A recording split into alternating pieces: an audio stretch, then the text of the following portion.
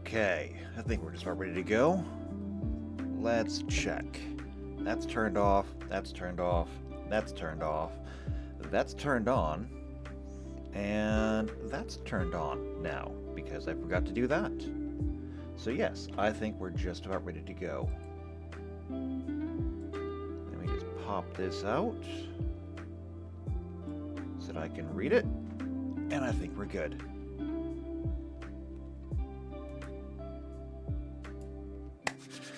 Hello, Shadowcat back. We're back to work on the Warhammer module, which is the largest module I think I have ever done and probably ever will do. That being said, though, I mean, I'm very proud of it.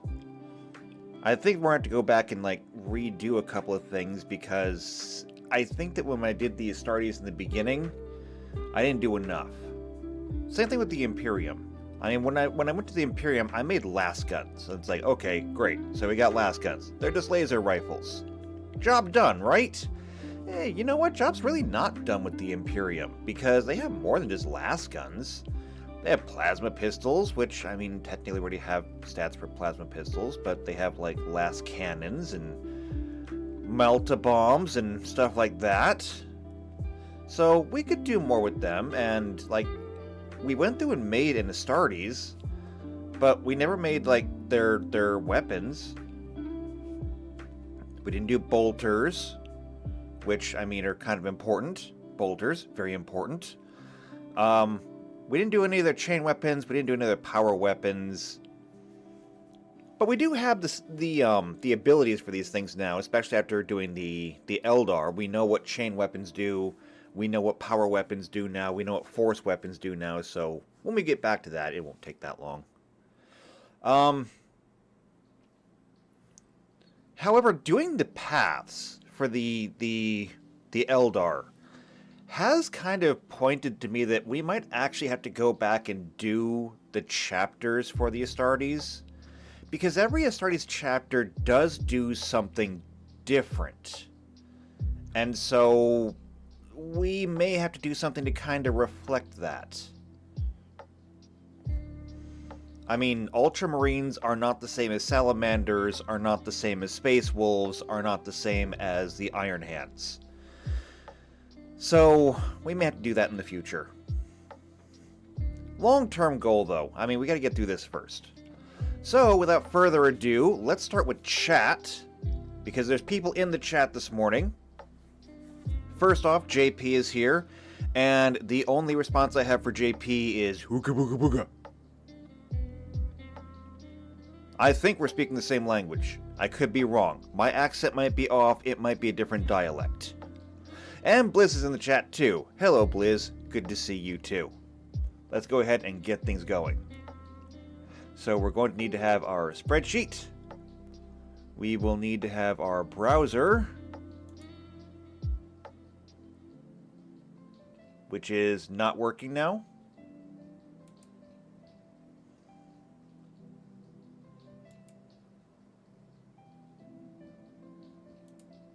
There we go. Now it is.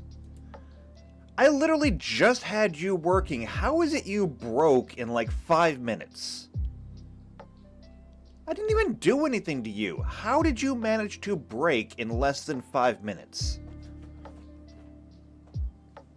Doesn't matter. We're here now. Okay. So the last time we were doing this, we got 3 of them done. We got the Path of the Outcast, the Path of the Awakening, and the Path of the Artisan.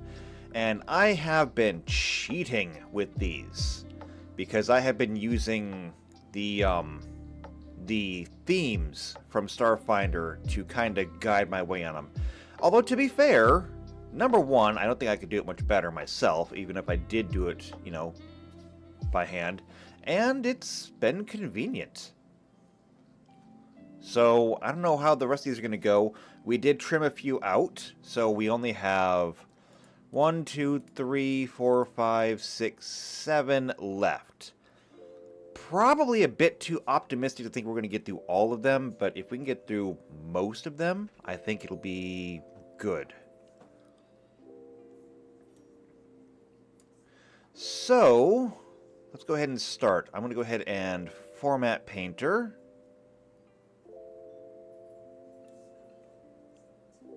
Let's see, that's 4, 5, 6, 7. There we go. And this is going to be the path of command.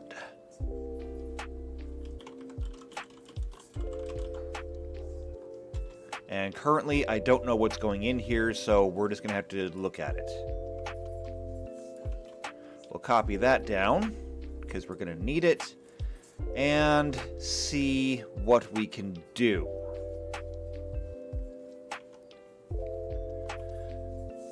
So let's go ahead and take a look at what's involved in the path of command. So scrolling, because Path of the Warrior, Path of the Outcast take up like everything, along with Path of the Seer. Which, I mean, Path of the Seers is important, but we can't do that until we get done with, we can't do that until we figure out Psychers. And JP says, speedrun settings, activate! I have no idea what you mean by that. But if it sounds like I suddenly went hamster for a minute, that's probably just because it's latency in the connection. And I can't help that. I live out in the middle of the sticks. So, latency happens. Okay, here we go. Path of Command. So the Path of Command is for those Asuryani with a passion for military command and the desire to develop complex military strategy and grand strategy. Its members are autarchs who tread this path to better command larger forces of Asuryani warriors and who lead entire military forces of their craft world. When a threat makes itself known before an Asuryani can tread the path of command... Oh, wait, that's 2 sentences. Before an Asuryani can tread the path of command, he or she is... Oh, wait, never mind. Hold on, I'll get to that in a second. Before they can tread the path of command, he or she is expected to have completed several other paths already, including at least once the Path of the Warrior. Wow. So, I mean, to be fair, Eldar do live a lot longer than humans. Still, though, I mean, that would be like... That would be the equivalent of, say, raising 2 classes to level 20. So, 20 levels in, say, Warrior, and then 20 more levels in Wizard. That is not impossible.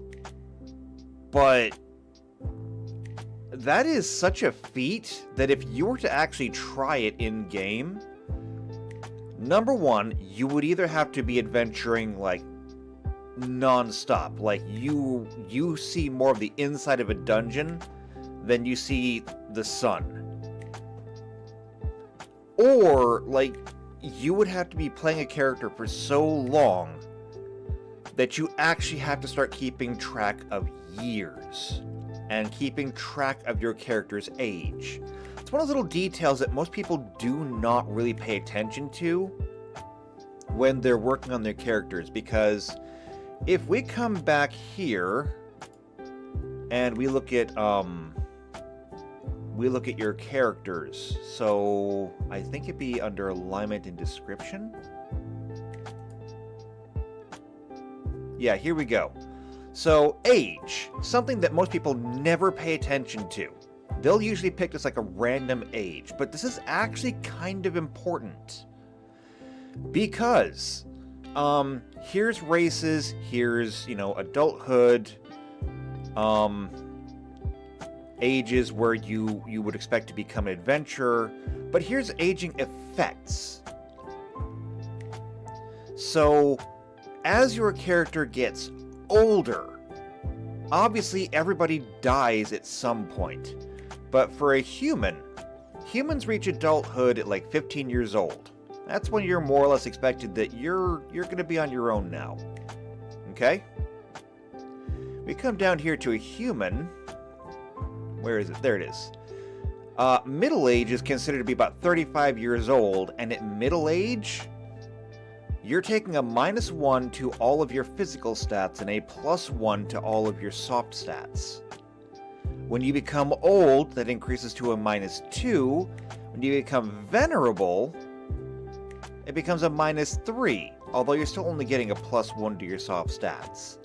Either way, you're becoming somewhat less of a viable adventurer the older your character gets. To really run this whole Path of Command thing, if we were to do it according to the wiki, then you would need to have a character that's essentially level 40. And I mean, the Eldar are already starting off with a level adjustment. So we're going to have to ignore that. We're going to have to completely ignore that part of the lore. We just can't. Otherwise, the Path of Command is going to be out. And maybe it will be. I mean, we'll take a look at what we can do, and if nothing really seems to fit, then we'll skip it. Also, JP says no, I meant 7 to get through. Alexa, activate speedrun. And if you have an Alexa device out there, well, I'm sorry, but I'm not sorry. Alright, let's take a look at themes. Does anything even remotely fit this? So as far as character themes go, probably not bureaucrat, although maybe? We're looking for like a general or a captain or something like that. Law officer, no. Quartermaster, shipbuilder, space pirate. I don't see anything that really fits the whole command thing. And to be fair,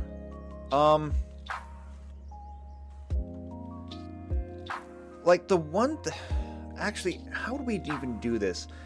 When it comes to the idea of strategy, Dungeons & Dragons and tabletop gaming as a whole doesn't really do strategy. There's very few games that really do strategy. Risk comes to mind. Risk is really all about grand strategy. You have to look at the entire board and figure out exactly how are you going to organize your armies. How are you going to align your battlefronts? Where do you put your resources? Risk is a strategy game. To end all strategy games, it is very, very good at what it does. However, there's a very, very important distinction between what is strategy and what is tactics. The old adage is, tactics will win you the battle, strategy will win you the war. Because the two are not the same thing. With the Path of Command, we're talking about strategy. This is how you would say order an entire fleet of ships to go to this sector of space to perform some long-term feat. Maybe you're sending a fleet of ships there to conquer it, maybe just to hold it, maybe to just harass, maybe you're there to raise the entire thing so it's not usable by anyone. But we're talking about one person in charge of possibly millions or billions of people and actions. That is well above everything we're doing here. Dungeons & Dragons and tabletop gaming as a whole takes place more or less at the tactical level. It's all about what can I do? Okay, what can I do that will shift the battle here? Okay, whereas at the strategic level, you don't necessarily care what any one person is doing. That's what you have soldiers for. All you're really concerned with is, do we win or lose this battle? So that I can start planning the next one. I'm not sure that the path of command really has a place here. I just don't see it. I like it. I'm on board with it. But I don't see how this really fits in.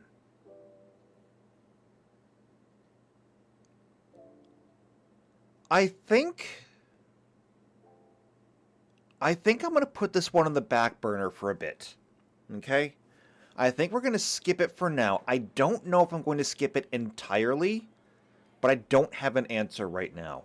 And any of the answers that I'm coming up with, I don't like. Because every answer that I'm coming up with is God mode unbalanced.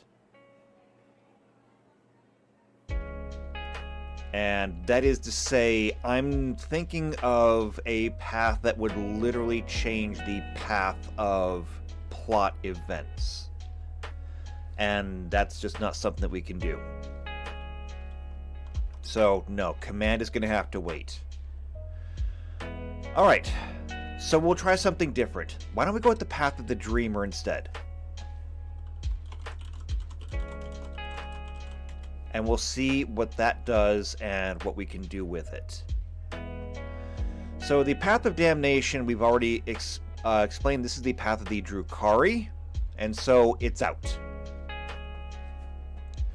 Path of the dreamer, however, it is a meditative path undertaken by many Asuryani, in which the Eldari learns to control and direct their dreams.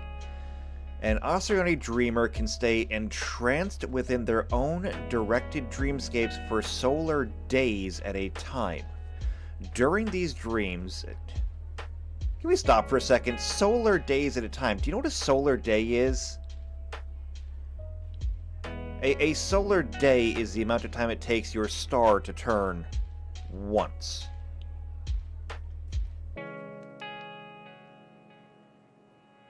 I had to consult Google on this one. In fact, I wonder.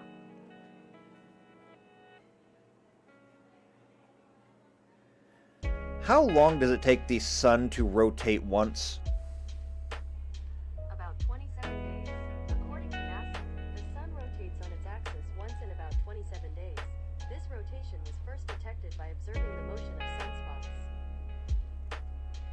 Well, there you go. I don't know if you heard that, but it only takes about 27 days for the sun to rotate once. So these people, I guess, I mean, if they were in our solar system, they sleep for a month at a time. Granted, that's impressive, but it's not... It is not anything that impressive. I mean, I know people who can stay in bed for like a month at a time. We call those people depressed. Okay, so, solar days at a time. During these dreams, it is usual for another Asuryani dreamer who is more expert at this path to act as the dream watcher to ensure that the dreamer does not starve by remaining in their dreamscape for too long a period. So, this is the path of sleeping.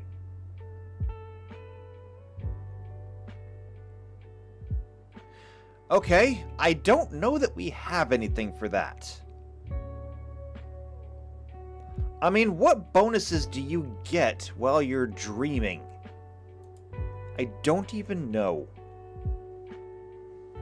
Again, let's take a look at themes, see if maybe there's something we can do here. Although, I do have a backup plan for this one. Let's see, there's a priest, but I'm gonna guess that the priest does not have what I want. So let's see, for the priest, theme knowledge, they get culture and mysticism, mantle of the clergy, no, let's see. You get a +2 bonus on diplomacy and intimidate checks against lay followers and lower ranking clergy.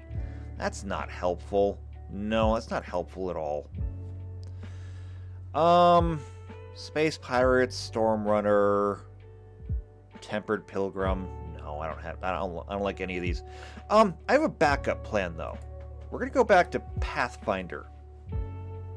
And the reason I'm gonna go back to Pathfinder is because I want to look at clerics.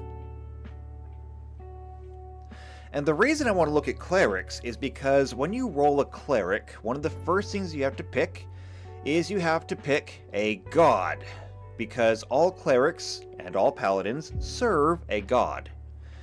Whatever god you serve is your choice, as long as it aligns with your alignment, then you're fine. However, clerics also get to choose something in addition, and that something is their domain.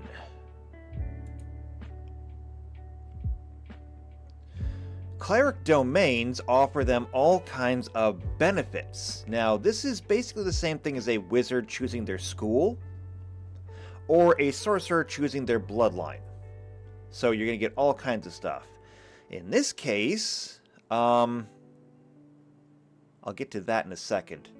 Air domain comes with clouds, lightning, and wind. Animal comes with feathers, fur, and insects. Artificer comes with alchemy, construct, industry, toil, and traps. Chaos comes with a lot. Charm comes with captivation, love, and lust. Community comes with cooperation, education, family, home. Darkness is lost, moon, and night. Death, murder, plague, psychopomp, and undead. Destruction, catastrophe, hatred, rage, and torture.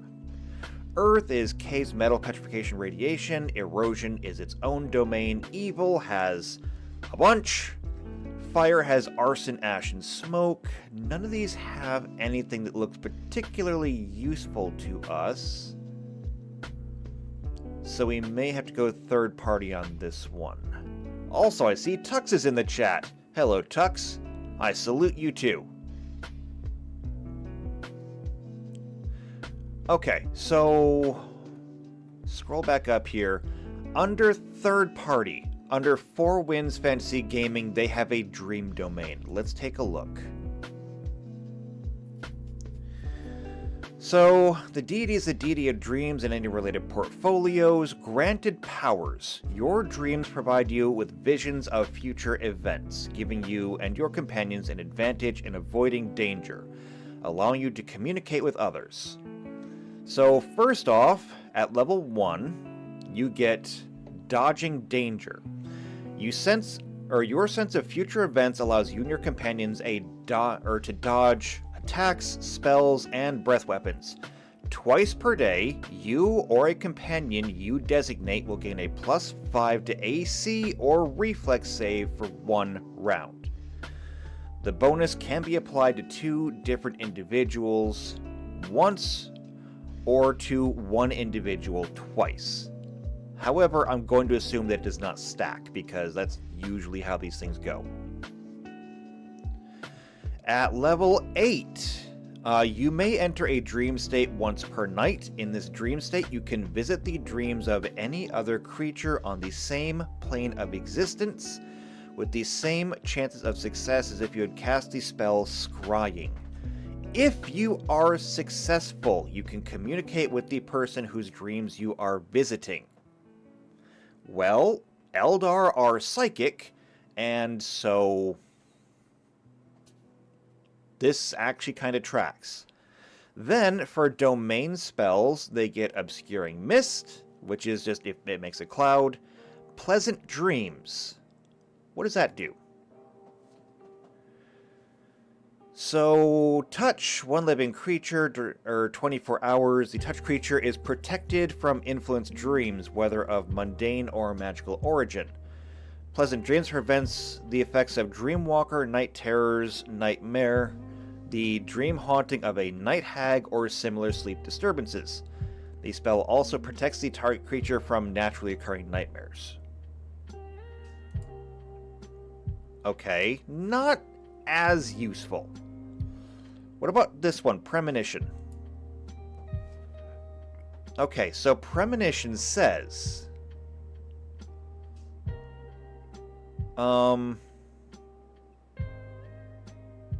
So, editor's note, spell resistance changed from a yes to a no. A personal spell rarely has a spell resistance check associated with it. That's not fair. Okay? That is not fair. Technically speaking, you are allowed to resist any spell you want. If you have been impaled by the trident of a Sahagin, and the cleric comes over to lay their hands on you and cast Cure Critical Wounds, you are entitled to a spell resistance check. You don't have to actually resist it, though, but you are entitled to it.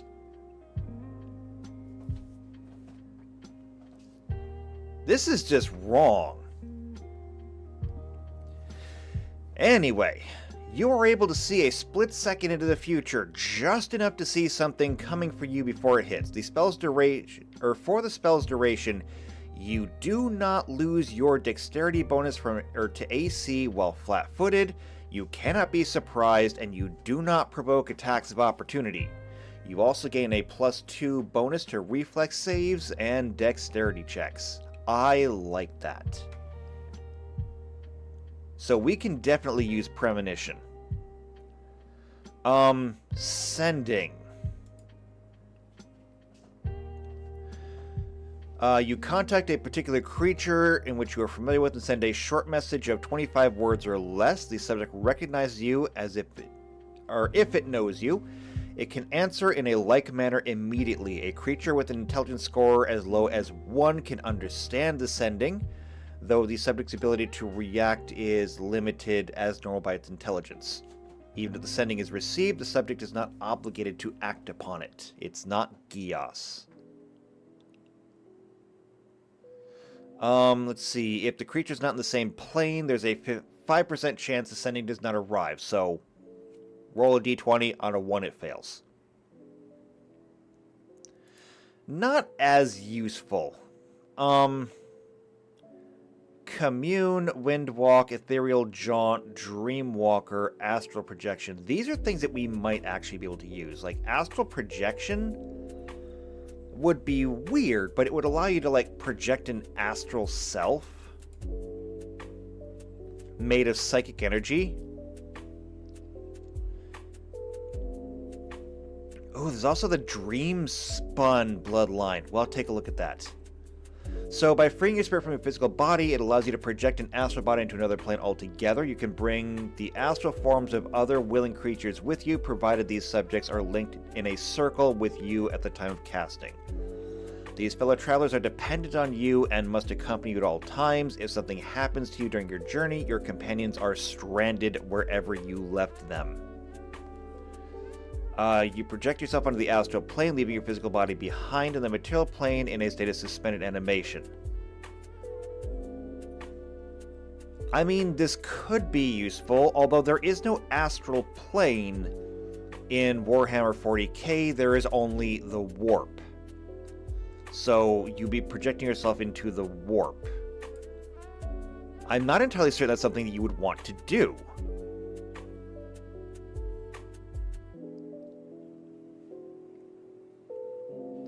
I like this, though. I think this is working out well. So, here's what I want to do. I want to duplicate this, because I want to take a look at that Sorcerer.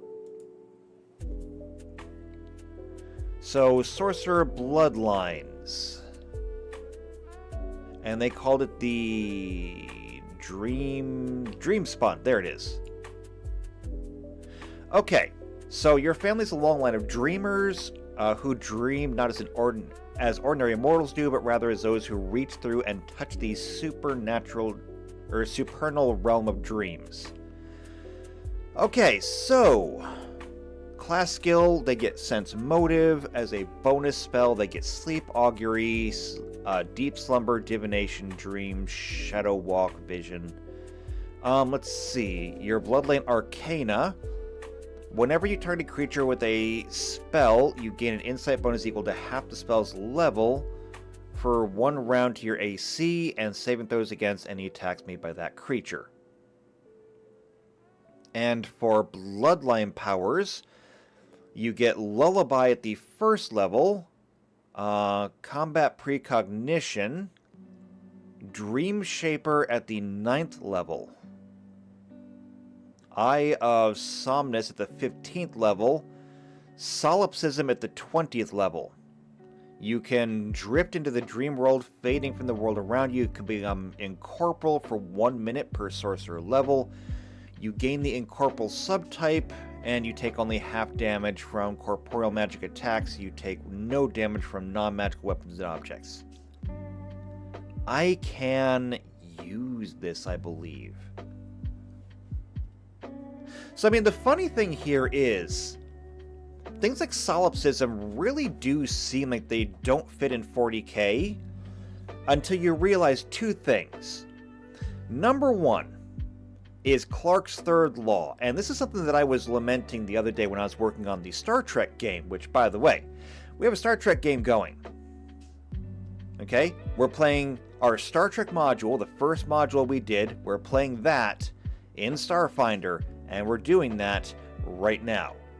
If you would like to be a part of that game or any of the future games, all you got to do, join the Discord, go to the Behind the Screen channel in the Discord, let me know what your availability is, and I will see if I can get you into a group. Anyway, though, while I was working on the Star Trek game, it occurred to me that there is actually an avenue for magic. Now, that doesn't mean that I'm going to start instituting magic inside of my Star Trek game. But Clark's third law. If you're not familiar, Arthur C. Clarke was a science fiction writer, one of the greatest science fiction writers, right up there with H.G. Wells and Isaac Asimov. And he wrote a series of rules, the most famous of which is his third law. And the third law by Arthur C. Clarke states that any sufficiently advanced technology is indistinguishable from magic. Of course, this being a law, you can also reverse it. Any magic could simply be sufficiently advanced technology. So when we look at something like a phaser, or in this case, something like a power sword that can cut through an entire tank, it looks magic. However, we have explanations for that. A phaser is a phased laser. It uses a series of pulsing lasers and a plasma field to create a beam of hot energy. A power sword uses a focus that comes from the dark age of technology to power the blade, creating a warp field around it that allows it to cleave through any solid matter. However, you could also compare a power sword with just a sword plus whatever in fantasy. One is magic, one is technology, but they both do the same thing. So when we look here at the sorcerer, we can simply say that, perhaps this is the work of technology. Technology that is beyond us, but technology all the same. It's also worth noting that we are talking about the Eldar here. The Eldar are all psychers, and psychic powers do not obey the laws of physics. So, being a psyker essentially allows you to ignore the rules, as it were. So here's what I think we're going to do. I am going to skip Lullaby. We don't need it. And I am going to... Actually, do I want that one or do I want this one? So this is twice per day. You can get a +5 bonus to your AC and reflex. This gives you an advantage in combat at the 3rd level. Oh wait, this is the 3rd level and every 4 levels after. Oh, I think I can use that actually. I think I can use that. Okay, here's what we're going to do. Combat Precognition. I'm going to put that here. Oh, and I'm also going to format all those the same way. Combat precognition I'm going to put here.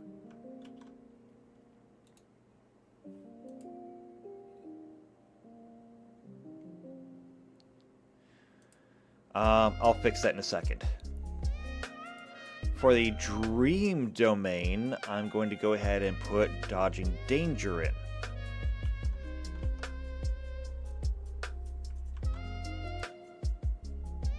So default formatting, there we go. Now, at the 8th level, we have a choice to make. There's dream state, which would allow you to connect with anybody. Or at the 9th level, Dream Shaper. You can manipulate the dreamscape of others, drawing forth or tampering with their subconscious minds. This power allows you to tamper with the target's memories as if using Modify Memory, or you may ask questions as if using Speak with Dead upon a corpse. A successful will save negates.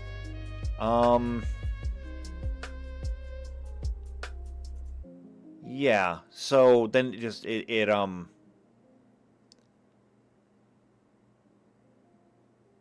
yeah, then it increases the number of times you can use it per day. So we can do Dream Shaper, or we can do Dream State. And I like Dream State more just because the Dreamer thing seems to be much less violent. And this actually has a bit more flexibility to it, because this doesn't really have a time limit, except for how long you're sleeping.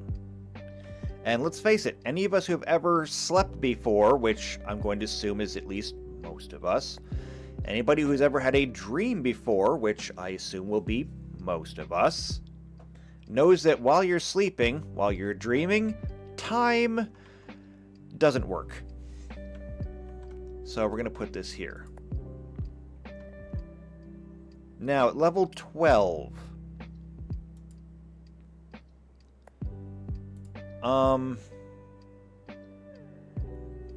here,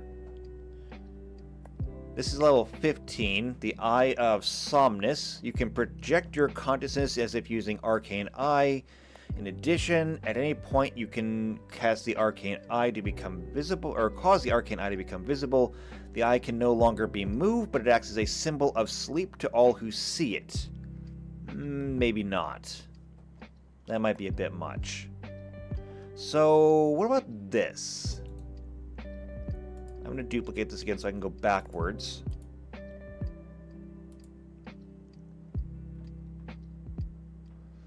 At level 12, we're getting into the category of level 6 spells.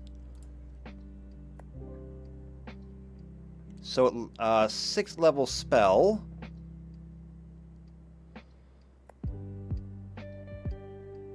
Oh, these are not organized by levels. Dream Domain, let's see. 6th level spell would be Wind Walk. Well, that's not necessarily useful. You alter substance in your body to a cloud-like vapor as gaseous form and move through the air. Yeah, we can't do that. That's not in the realm of 40k. So,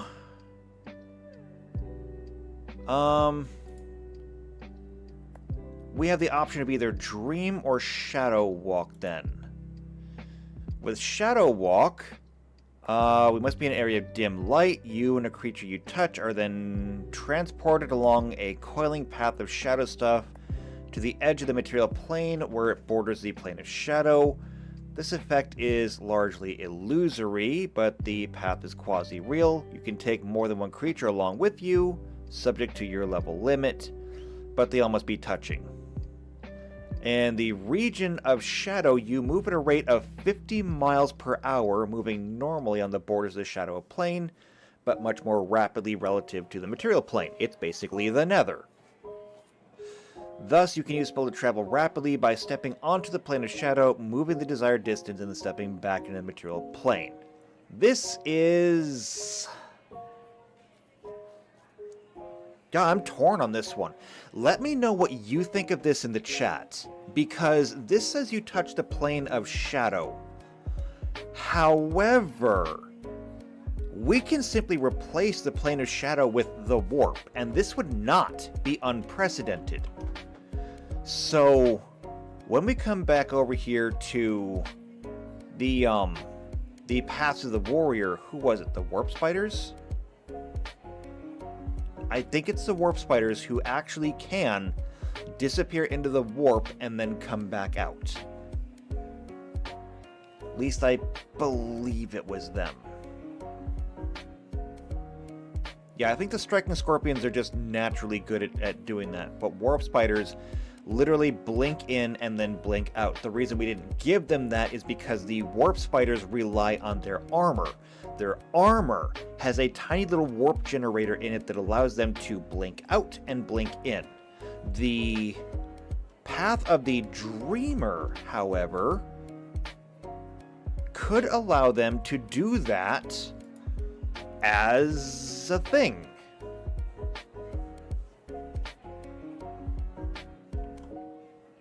Again, let me know what you think in the chat, because we could do this.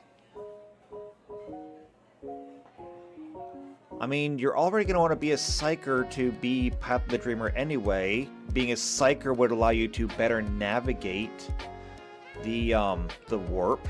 This could work. What was the other one? The other one was simply Dream.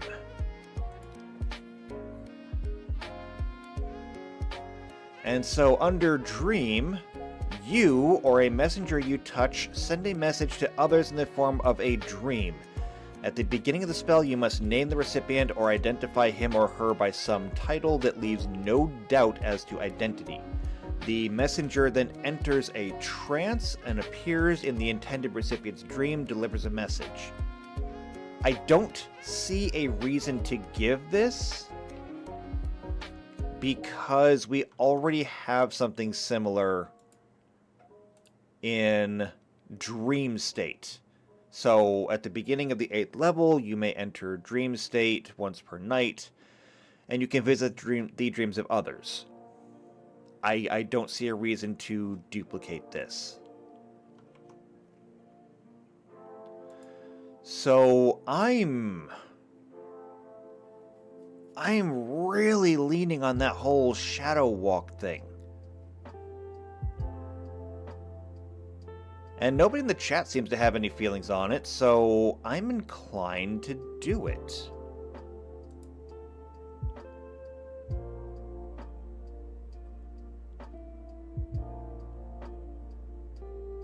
Yeah, I think I'm gonna go ahead and do this. I am just going to copy the link here.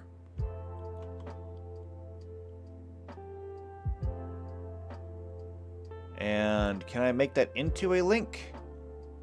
Because right now it's just pasted as text. I'm sure that I can, but I don't know what the button necessarily is to do so.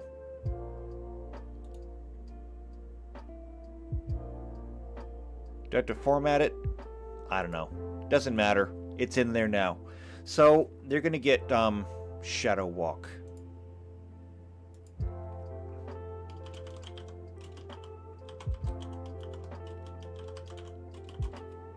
There. Oh no, wait. It turned it into a hyperlink anyway. Fantastic. Okay, level 16 then. So we have a few options here. Number one, level 16 splits the difference between vision and moment of prescience. So those are options. Also, we have the Eye of Somnus down here that projects an arcane eye. Although, I'm going to be honest with you, I don't really like that one, so maybe not. And then, the Dream Domain. Let's see. At level 16, we're talking about level 8 spells. So, Dream Walker. Again, I feel like we've already got this covered, but we'll take a look. So, if the target fails their will save, you are able to enter their dreams anytime he falls asleep during the spell's duration. You're able to witness their dreams, influence them if you will, but the target is unaware of your presence. You can use the opportunity to remind the target of a task they should be working on completing, or a path they should be following. You can make a suggestion as the spell of the same name. The target gets a separate will save to resist acting on your suggestion. Now that is something that we don't have under the other things. This allows you to actually make a suggestion. Now, suggestion is the lesser form of either Gios or quest. So, let's see.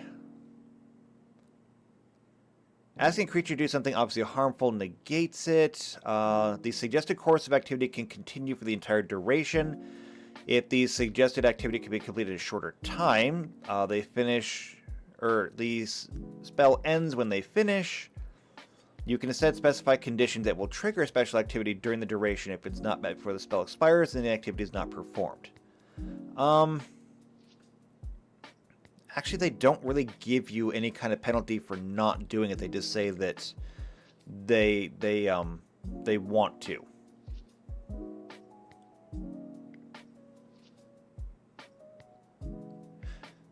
Okay, so still though, I mean, that's useful.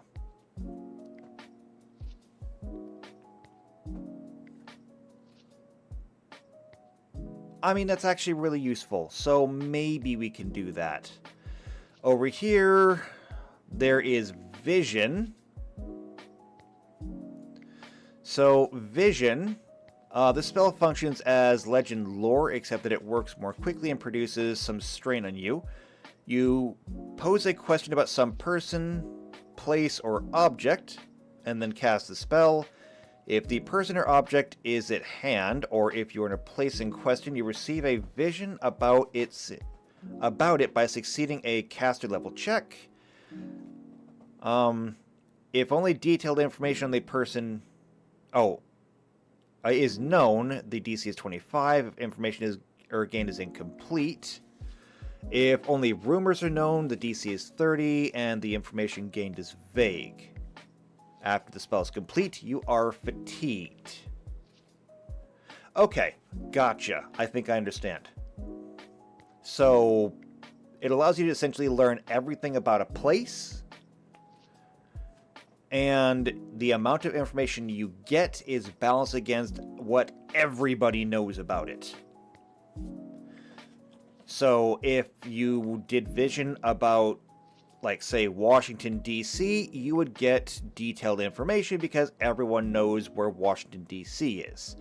If you did a vision about Sandusky, Ohio, you would get a fair amount of information because there's a lot of people that know where Sandusky, Ohio is, but nobody really knows anything about it.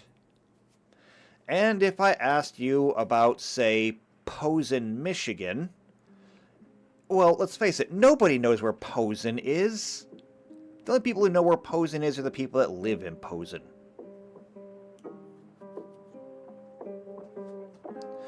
So, this could be very useful. The other option, of course, is Moment of Prescience.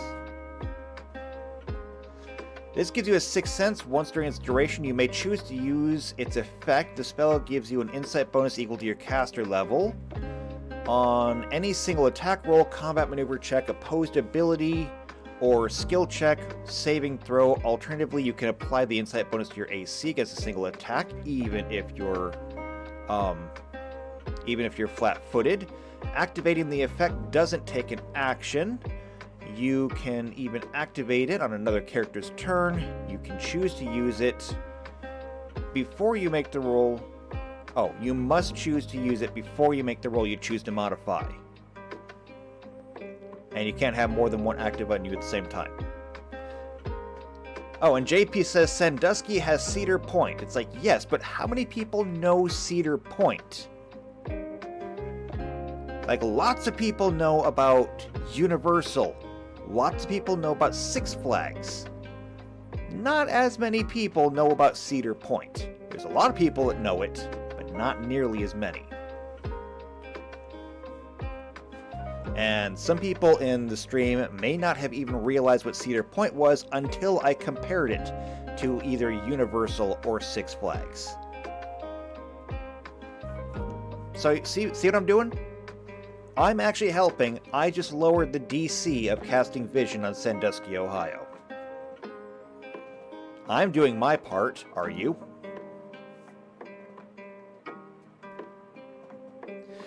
Okay. I don't really like moment of prescience. I do like vision, though. So that's what I'm going to do. I like the idea that you can go to sleep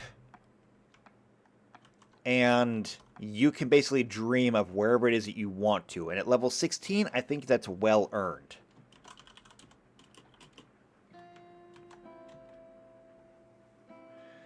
And so level 20. So we have our choice of capstones here. First off, solipsism. You can drift into the dream world, fading from the world around you, you become incorporeal. We already read this. So this is incorporeal for 1 minute per sorcerer level, or in our case, you know, per your level, which could be a lot. Keep in mind that when you're in turns, a turn is only 6 seconds. And so there are 10 turns per minute.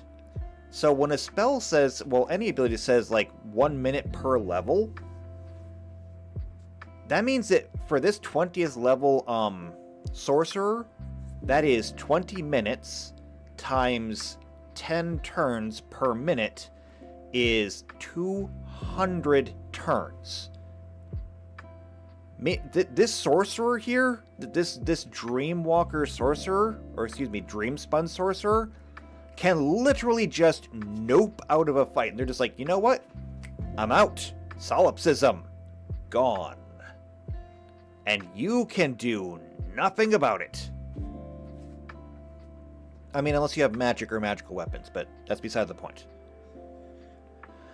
Okay, so that's a good one. I like that.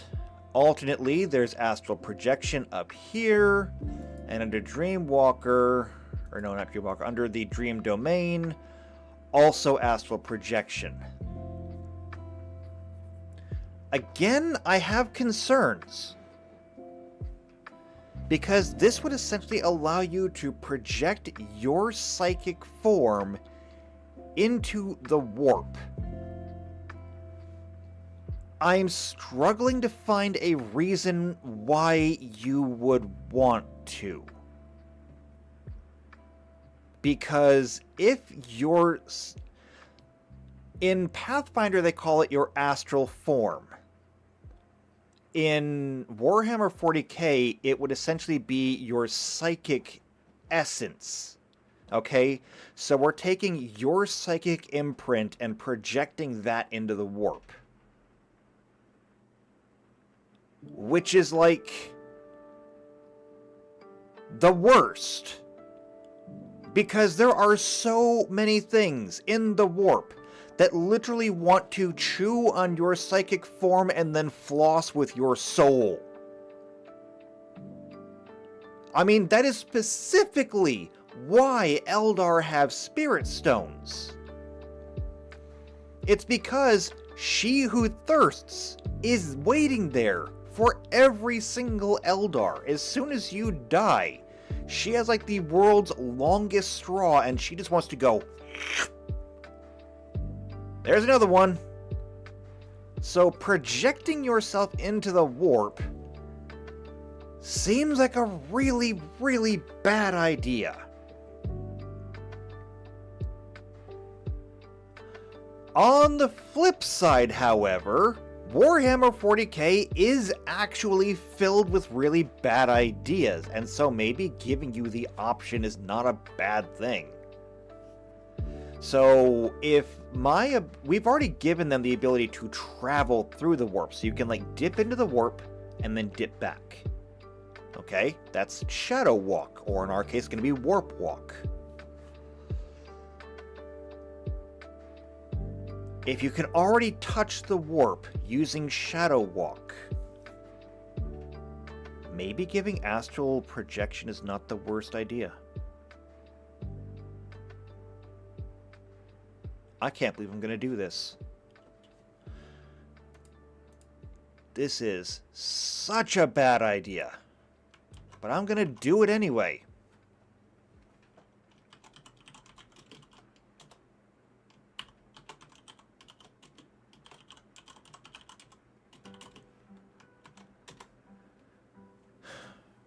I'm going to do that. But, like, I really have to stress that I think that is a really bad idea. I really think you just gotta not do that one. PC Unicorn's in the chat. PC Unicorn says, sounds like Force Ghost. I mean, it kinda is. Except Force Ghost comes after you're dead. No, it's actually kind of more like whatever the hell it was that Luke did in The Last Jedi. And I hate you for making me actually reference The Last Jedi, because that was uncalled for. That was bad, and you should feel bad. Anyway, I think that'll do it. So at level 1, you get twice a day, +5 bonus to AC or reflex saves for 1 round. I think that's great. Combat precognition.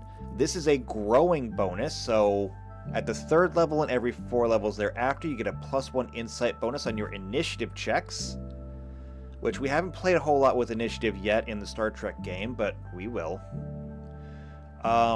Dream state. So, begin at the 8th level, you can enter the state once per night and visit other people's dreams. At the 12th level, you can travel physically through the warp.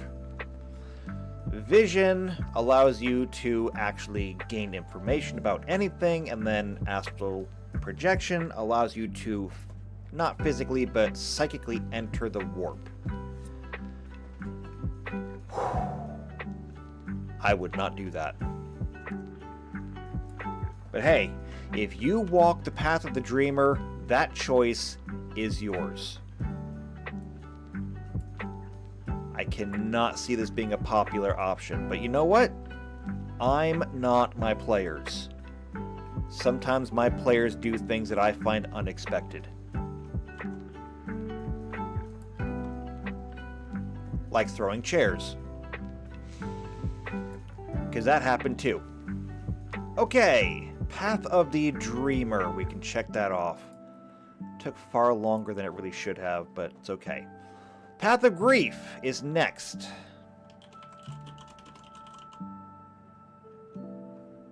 I don't necessarily know if there's going to be a lot for us to do on this one, to be completely honest. We'll have to look and see what it is and if it even offers anything. So the Path of Grief is a path in which one grieves for the death and suffering at Eldari remembrance services and funerals, essentially transforming them into what other cultures would consider a professional mourner. This path allows other Asuryani to remember their lost loved one or friend without succumbing to the potentially violent and all-consuming emotions that would be in violation of the entire philosophy of the Asuryani path and tempt the wrath of she who thirsts. So they're essentially funeral directors? I'm not exactly sure there is necessarily a parallel in human culture to this. So it's kind of like outsourcing your grief to somebody else? I don't know. This is another one of those that I don't know is going to be particularly useful to us.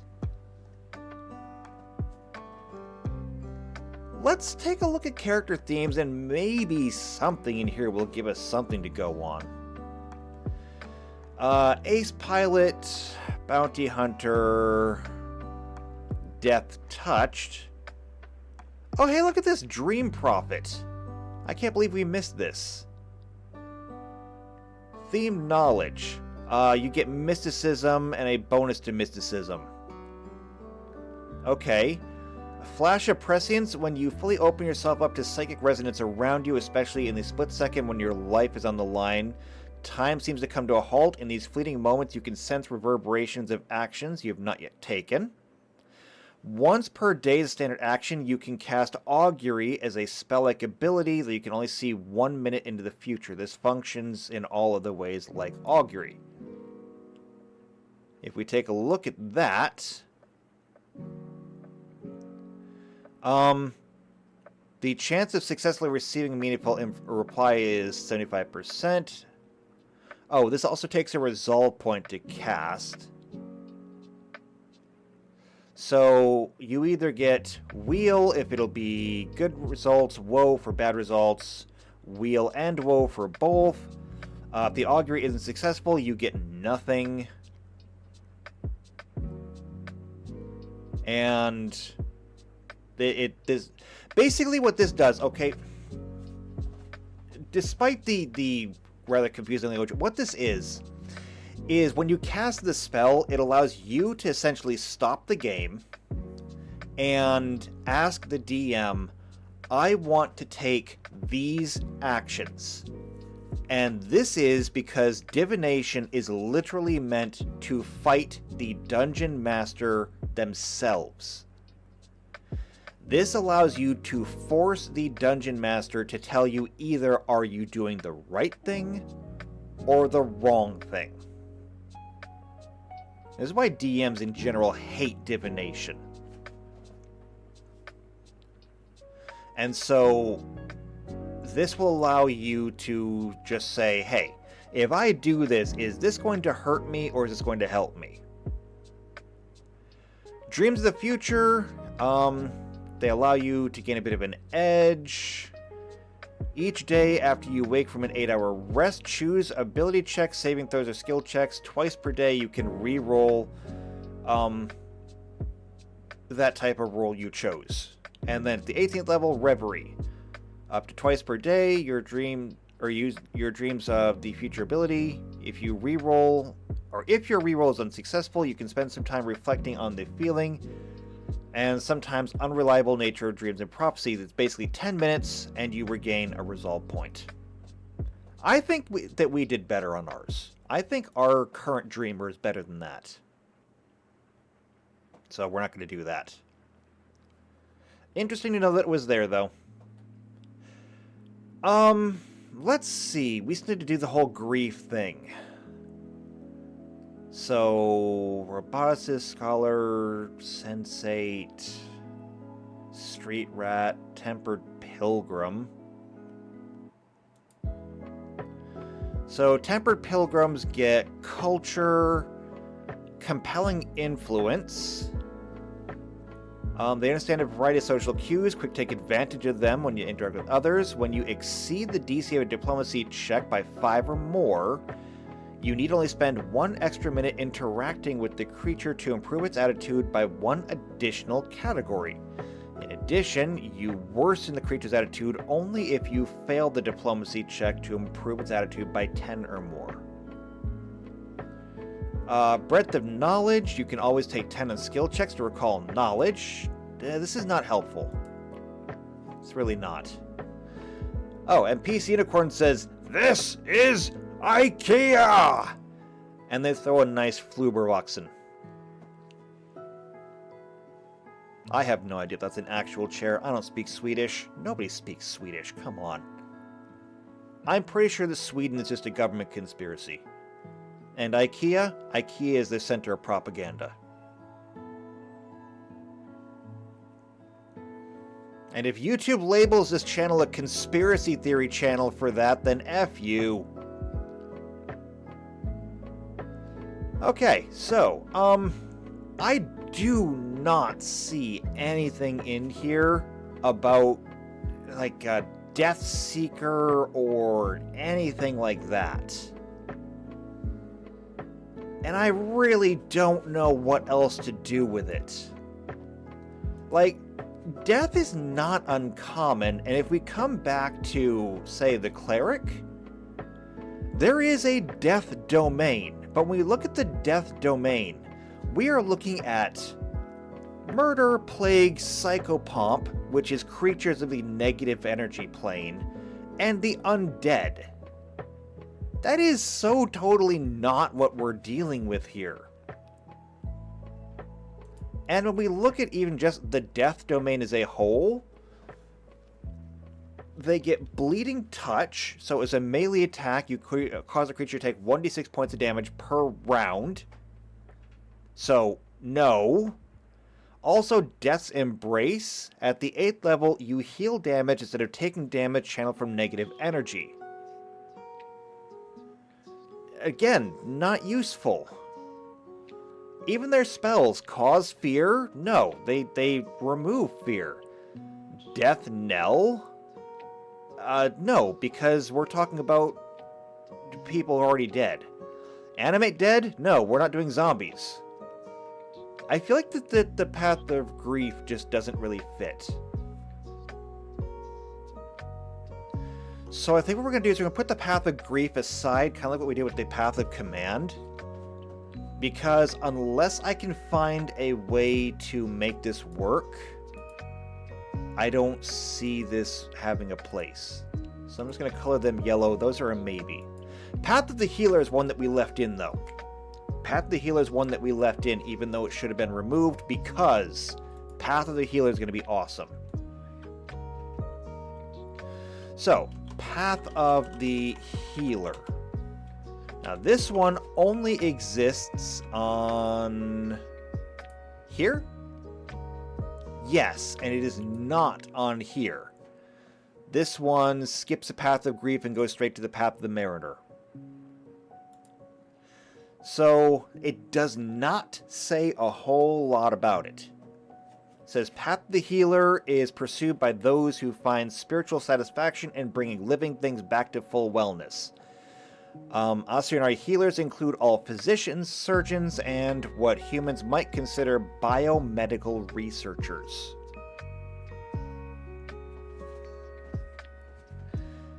We can actually incorporate all of these. We can. We really can.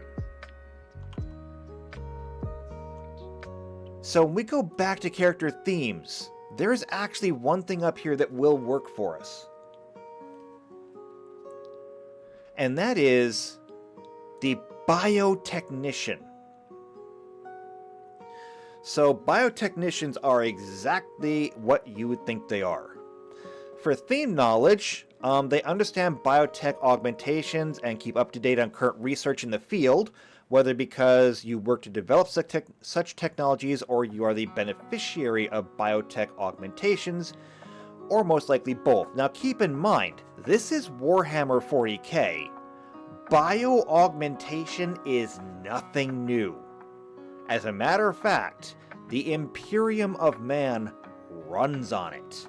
The entire Adeptus Astartes is the product of bio-augmentation. So, yeah, it exists. And to think that the Eldar would not have this technology is just silly. So, reduce the DC of life science checks to identify biotech augmentations and to recall knowledge about famous biotech corporations and researchers by 5. Medicine becomes a class skill for you. If it was already a class skill, though, you get a +1 bonus. And a +1 intelligence on character creation. So we're going to go ahead.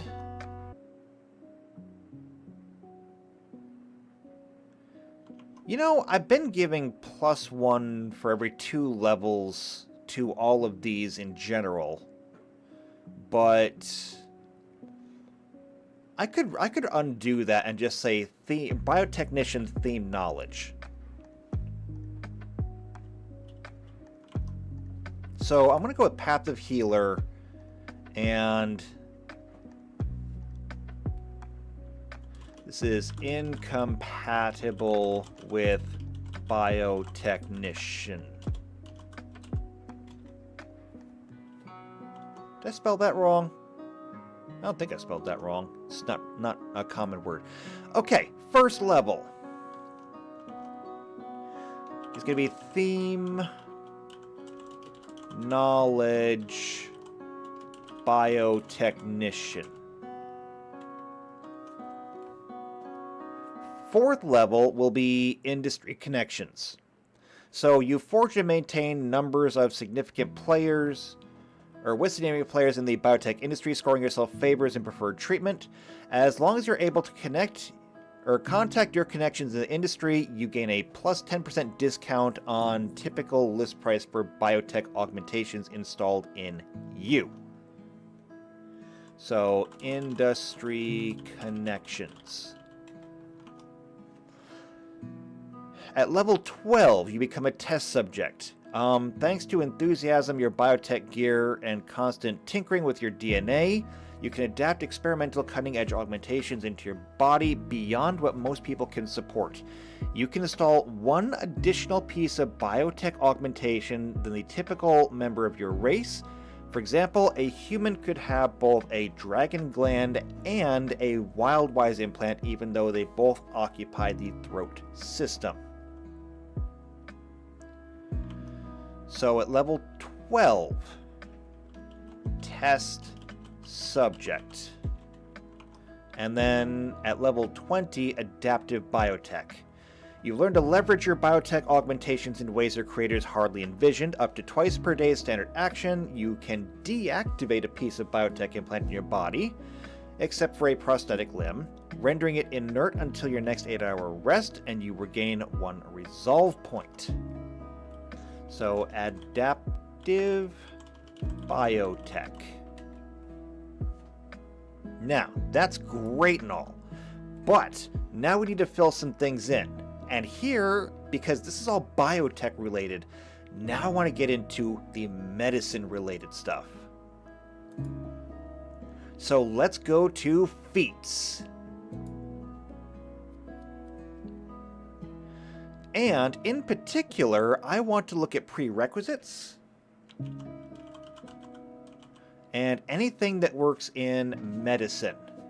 So right here, medical expert. You can treat deadly wounds more quickly and provide long-term care without a medical lab. That sounds awesome. Quicker trickler. Administer serums as a standard action instead of a full round action. And that's it. It's the only 2 feats that we get here. So, here's what I think we're going to do. I'm going to give them both. Now, this requires 1 rank in physical science, life science, and medicine, meaning that this is something you could take at level 1. And so, I'm going to give it first. Medical expert. The other one, however, requires 3 ranks in medicine, therefore it is only available if you're level 3 minimum. And so we're going to give this one at level 16. So quicker trickler, administers serums as a standard action.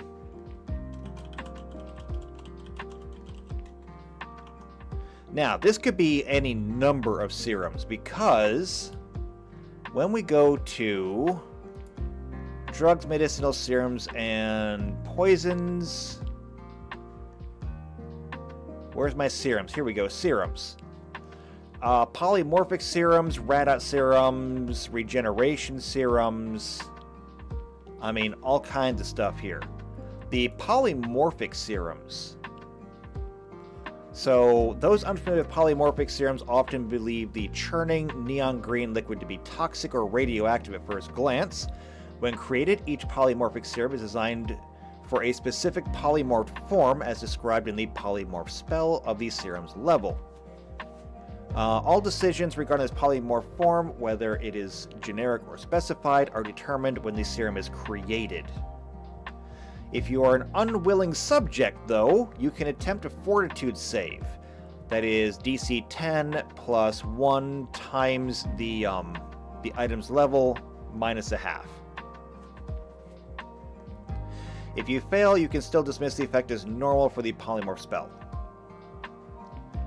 JP says radioactive? Okay. There's something I don't think that you realize. So, when we look at weapons, now if you spend a lot of time looking at weapons, when you look at weapons, there are several categories of weapons in here, okay? We have energy damage, acid, cold, electrical, fire, sonic. We have kinetic damage, bludgeoning, piercing, slashing. There is another category of weapons in here that most people don't really think twice about because the ammunition is really, really expensive. And those are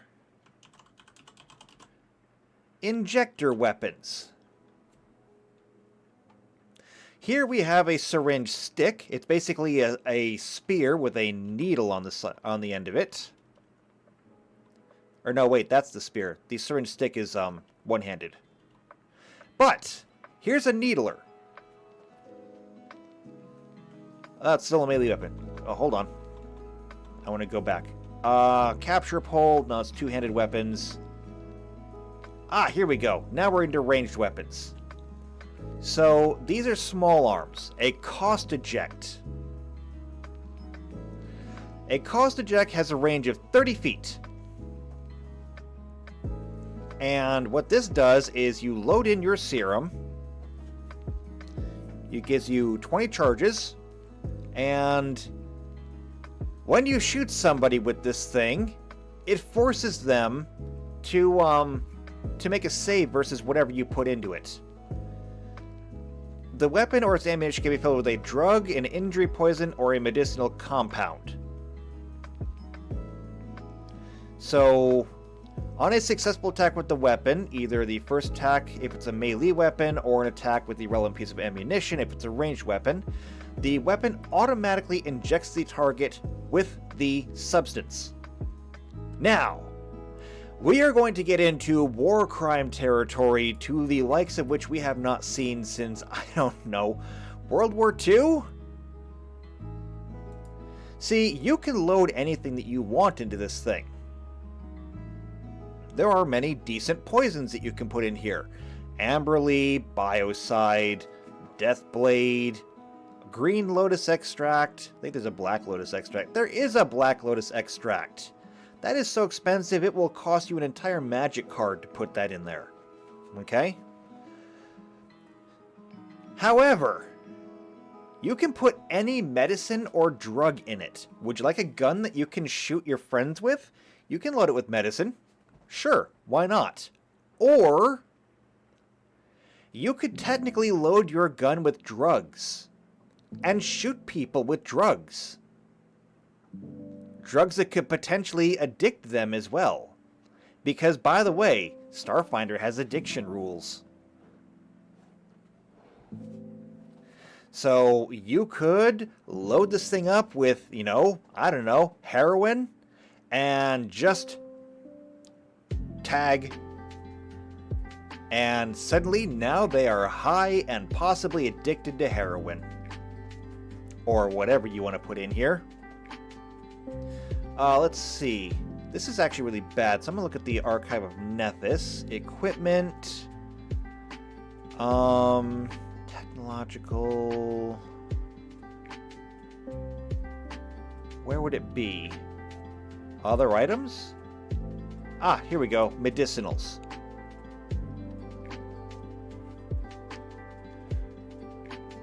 Is this what I want? Analgesics, antidotes. No, that's not what I want.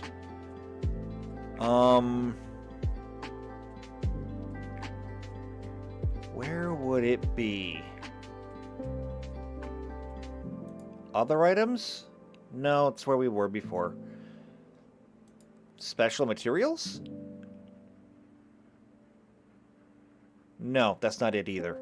That just shows what happens to things if you actually put those in there. I don't actually know where things like poisons and such would be.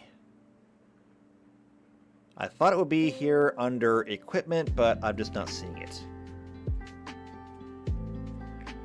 Technological items. I don't think it'd be under here. No, this is all things that run on power. artifacts, augmentations. Alright, I'm not going to keep looking for it, but the fact is that you could literally load a gun up with drugs and shoot people with drugs. So, like, not only might you lose the fight, but you might find yourself addicted to something afterwards. It's a bad day. And so, if you're facing somebody who's a healer, you never know what they might be loading into their gun, because this is not the medic from Team Fortress 2. Okay, that syringe might do something worse than just kill you. But I mean, there we go. I think that's going to work out pretty well.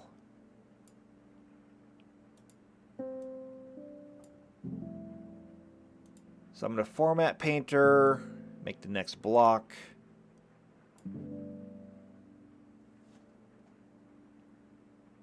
If anybody has ever seen the Venture Brothers before, which if you haven't, oh, go watch it. It is so good. Essentially, if you ever ran across the same person twice, they'd be the pirate.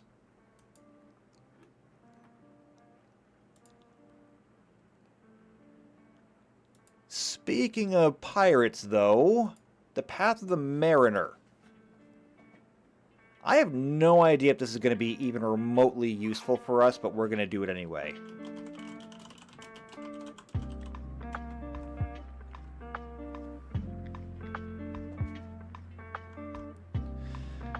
Alright, this is on both of them, so let's see what it says. Path of the Mariner. Those Asuryani who embark upon the Path of the Mariner serve as the crewmen and officers for their homecraft world's fleet of starships. Never mind, this is going to be totally useful. Those who seek out this path often wish to see the sights of the galaxy and also seek inner peace after a period in which they have felt lost. The Path of the Mariner is also known as the Path of the Steersman. I thought it was actually going to be nautical ships. What about this one? Did it say the same thing? It says even less. Path of the Mariner, known as the Path of the Steersman, crew the Eldar space fleet. Those who seek this path often wish to see the sights of the galaxy and seek inner peace after where these people lost. Okay. This is actually super easy. We have something for this under themes. And that is the Spacefarer. You live your life among the stars, seeking new worlds, yearning for the next adventure. You're longing to journey among the stars, can't be sated. You yearn for the adventure of stepping onto a distant world, exploring its secrets. You tend to greet every new opportunity with bravery and fortitude. Confident your multitude of skills will pull you through. Perhaps you simply find joy in the act of traveling with your companions, or perhaps you're just out to line your pockets with all sorts of alien loot. So, because you are obsessed with distant worlds, physical science becomes a thing for you. Maybe this is not what we're looking for. Eager Dabbler, you get a +2 on skill checks if you have 0 ranks in those skills. It does not allow you to attempt checks on trained only skills. Jack of all trades. You can do just about anything you put your mind to. Never let a lack of formal instruction stand between you and anything needs handling. You can use all skills untrained, even if you could not normally do so, and when you roll a natural 20 while attempting a skill check in a skill you don't have any ranks, your bonus from Eager Dabbler increases to 4. And then Master Explorer. Up to twice per day while on an unexplored planet, you can spend 10 minutes exploring, mapping, documenting to regain 1 point. That's good, but I'm not entirely certain that's what we want.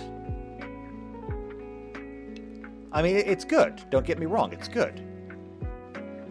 But on a planet? No, we want something that's more specific to ships. Okay, we want something specific to ships. And I'm not sure if we have it, because the only other thing I can think of would be Ace Pilot. But we're not talking about pilots here. We're talking about the actual crew of the ship. It's not helmsman, it's Path of the Steersman.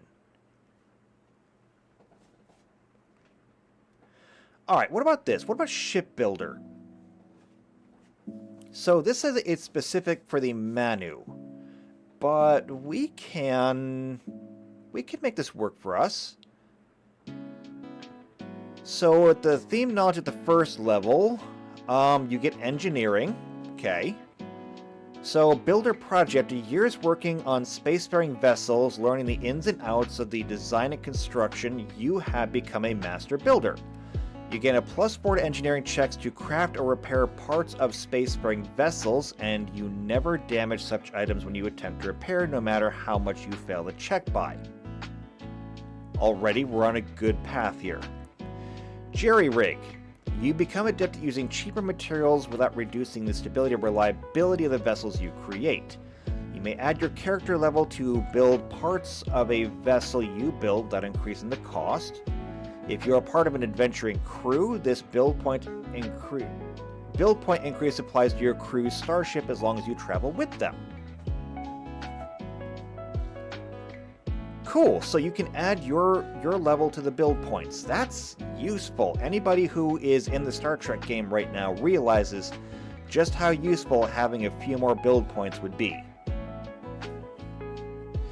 Master Shipbuilder. Fixing things is cathartic for you. You can even recharge you. Once per day, when you successfully repair a technological item, you regain a resolve point. I think this is going to work. So this is going to be incompatible with Shipbuilder, because we are totally stealing from the Shipbuilder. So theme knowledge, ship builder. At the 4th level, that's going to be builder prodigy. So you don't get it until the 4th level. Or no, wait. I was thinking about jury rig. Never mind. With Builder Prodigy, you just cannot break anything. At the 12th level is Jury Rig. Which means that at the 12th level, you instantly get to jack up the build points for your ship by 12. I mean, if we could do that at level 1, it's like, okay, great, you get 1 extra build point. That's useful, but that's not earth-shattering. At the 12th level, that's pretty earth-shattering. And then Master Shipbuilder goes there. Now, however, we need some stuff to go with it. So we're going to go back to feats and see what we can find.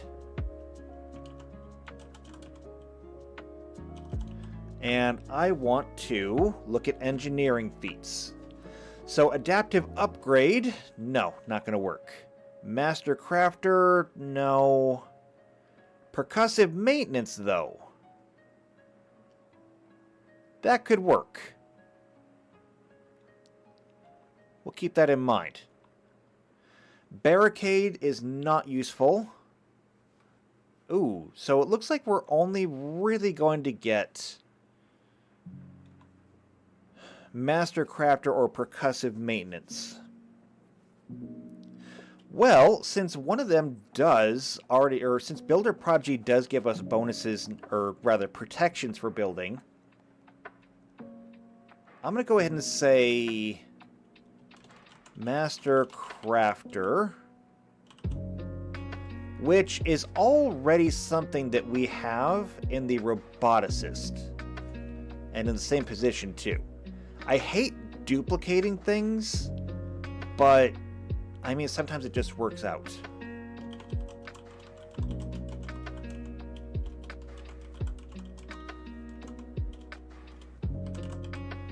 And then we can get percussive maintenance at level 16. Which it only requires strength 11. You're pretty much guaranteed to have strength 11 by then, so you would already fit it or fill the prerequisites, but even if you didn't somehow fill the prerequisites for that, you'd get it anyway. And so I like that. I think that works well. Pat the Mariner. So if you've got a Pat the Mariner Eldar on your ship, life gets better. I think that works.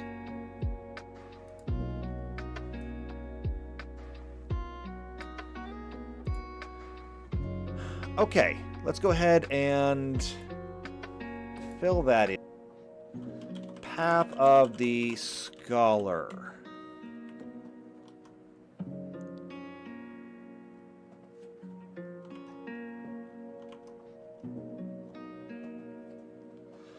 Okay, now I do believe there was even a theme for that, so why don't we take a look? Yeah, there is. Scholar, right here. So, as an academic, you have a broad knowledge base and a thirst to expand it. You are an erudite intellectual pitting your brain against problems and puzzles others would find daunting. So, let's take a look at what the Scholar gets as a theme.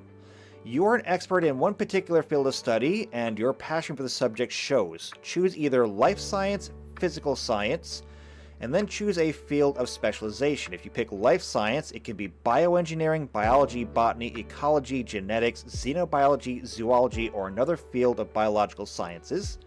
What a cop-out. If you pick physical science, you can specialize in astronomy, chemistry, climatology, geography, geology, meteorology, oceanography, physics, or another field of physical science. No, go ahead. List them all. I dare you. I double dog dare you to list all of them. The DC of skill checks to recall knowledge about your specialty is reduced by 5. If your chosen skill is a class skill for you, you get a +1. Okay. At the 6th level, tip of the tongue. Sometimes after pausing to collect your thoughts, you realize that you know the answer to a particularly challenging question. Once per day, you can re-roll any skill check to recall knowledge. You must decide to use this ability after rolling, but before learning the information from your first roll. You must take the second result, even if it's worse. At the 12th level, Research Maven. You can research much faster than most other people, allowing you to collate information from databases, libraries, and other sources in 1/4 the normal time. With this ability, you can typically take 20 to recall knowledge in about 5 rounds. Which, by the way, again, every round is 6 seconds, so that's literally half a minute to take 20. That's impressive. And then at the 18th level, Master Scholar. This essentially allows you to just do research, and you can regain a resolve point. So that's fine. So, ironically enough, I'm going to say Path the Scholar incompatible with Scholar. At level 4, it's going to be Tip of the Tongue.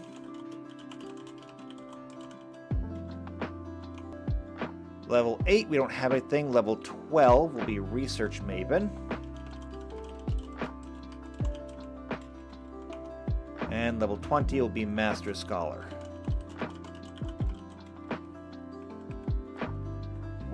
And we just need a level 8 and a level 16 now.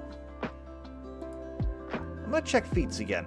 I don't know that we're going to find anything under feats, but it might be worth looking.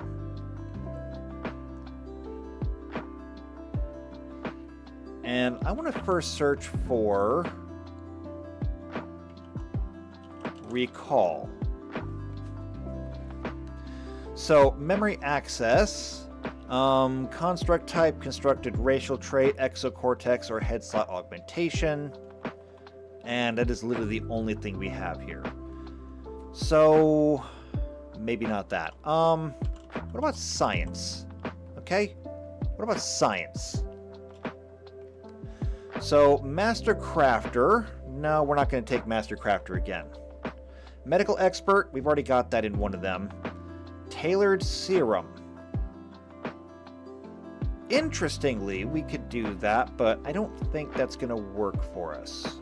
That'd be more appropriate for the healers. And that's literally all we have. So feats are not going to help us here. We're going to be kind of on our own.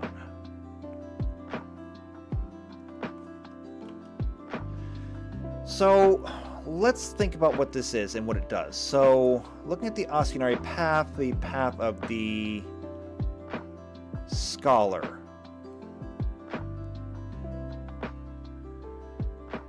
So the Ossianari Scholars are Eldari who find fulfillment only in mastering a specific area of academic knowledge, then passing this knowledge to other Eldari who are traveling this path or wish to benefit from the understanding of the discipline. Ossianari on the path of the Scholar includes those of their kind who create or transmit knowledge, including teachers, scientific researchers, archaeologists, etc. Yeah, that's about what I expected. That doesn't really offer us a whole lot of help. What about the Lexicanum?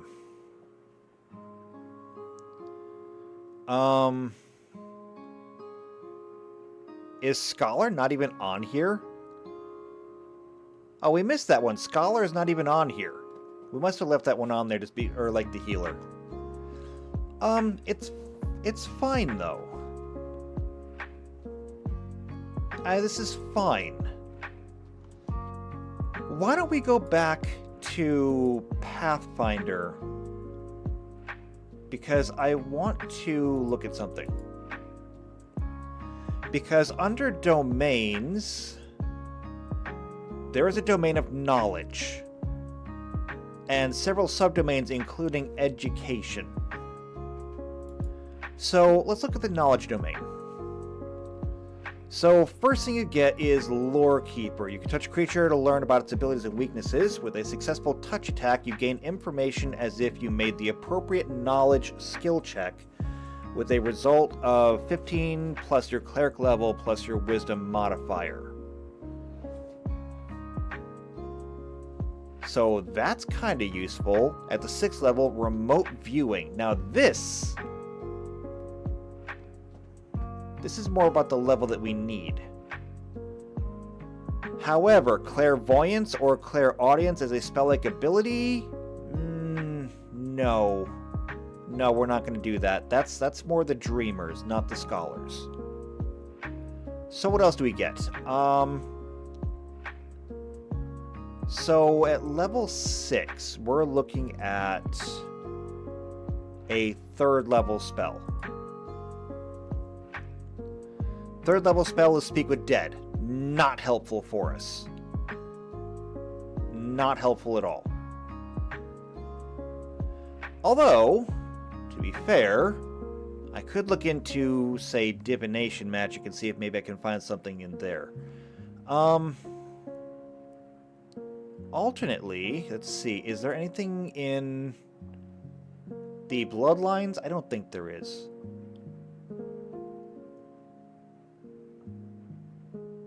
No, there really is not.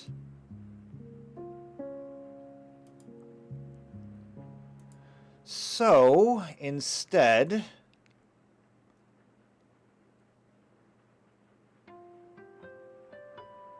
Dream Domain? No, I don't want this. I want to go with Wizard. And I want to go to Spells. And since 3rd level,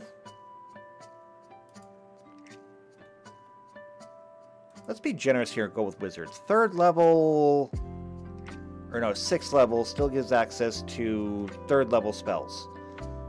Let's look at some level 3 divinations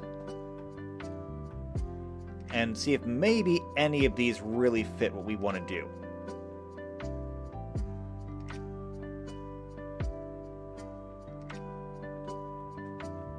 Where is it?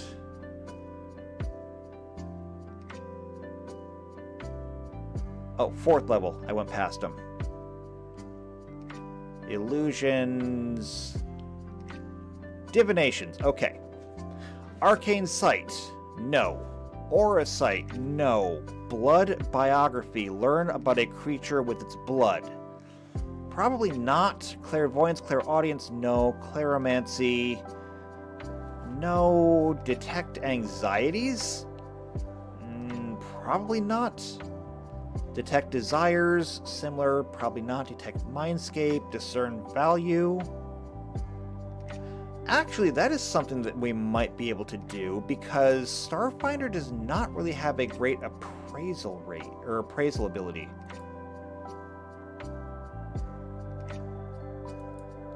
But I feel like that doesn't really fit with the Scholar thing.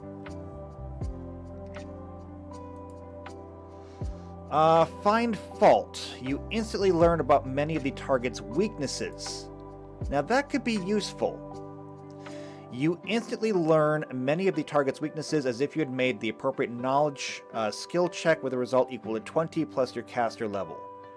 Additionally, your first melee or range attack roll against the creature before the end of the next turn gains a +5 insight bonus. Now, you know what this sounds like to me?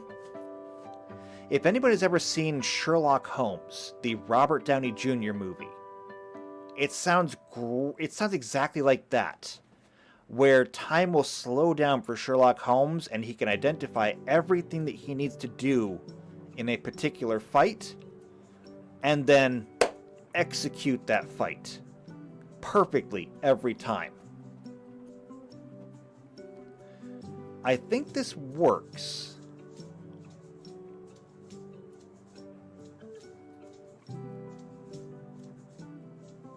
So I think that's what we're going to do. I'm going to say at level 8. Well, actually, hold on a second. Level 8. Do we get a different spell at level 8? Yeah, level 8, we're into 4th level spells. I'm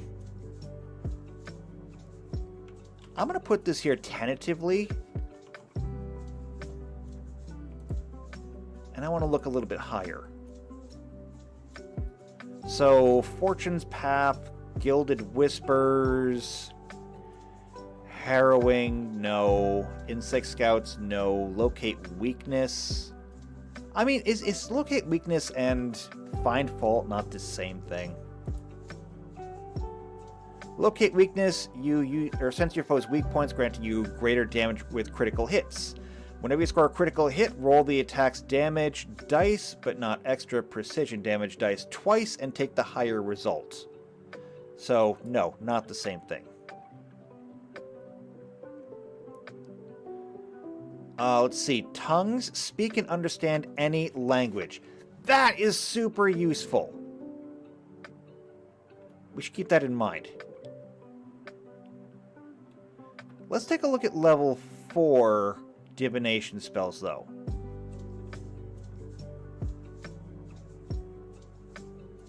Okay, there's not nearly as many of them. Communion, no. Arcane Eye, no. Detect Scrying, no. Hypercognition, rapidly recall everything you know about a subject. So you rapidly catalog and collate all available data on a person, place, thing, or event, calling to mind scraps of memory and assembling clues in a logical and systematic order. Immediately after casting the spell, you can begin spending the necessary time to perform an intelligence check, a linguistics check to detect forgery or decipher a hidden message, or a knowledge check. If the check requires at least 3 rounds, you can perform it 5 times as quickly to a minimum of 1 round. If the check required fewer than 3 rounds, you can perform it instantly. Either way, you gain an insight bonus equal to your caster level, maximum of 10, but the bonus cannot raise your result above what you could have naturally achieved on a natural 20. I like it, but not nearly as much as tongues. Insect Spies, no. Locate Creature, no. Meticulous Match, determine 2 things are identical. Niche, but could be. Mnemonic Siphon, steal spells, nope. Named Bullet, nope. Scrying, no. Share Senses, no. Symbol of Revelation, no. Tongues, Communal. If we just gave tongues, that'd be fine. Vicarious view. No, it's also scrying and watchful. And okay, we're gonna have tongues.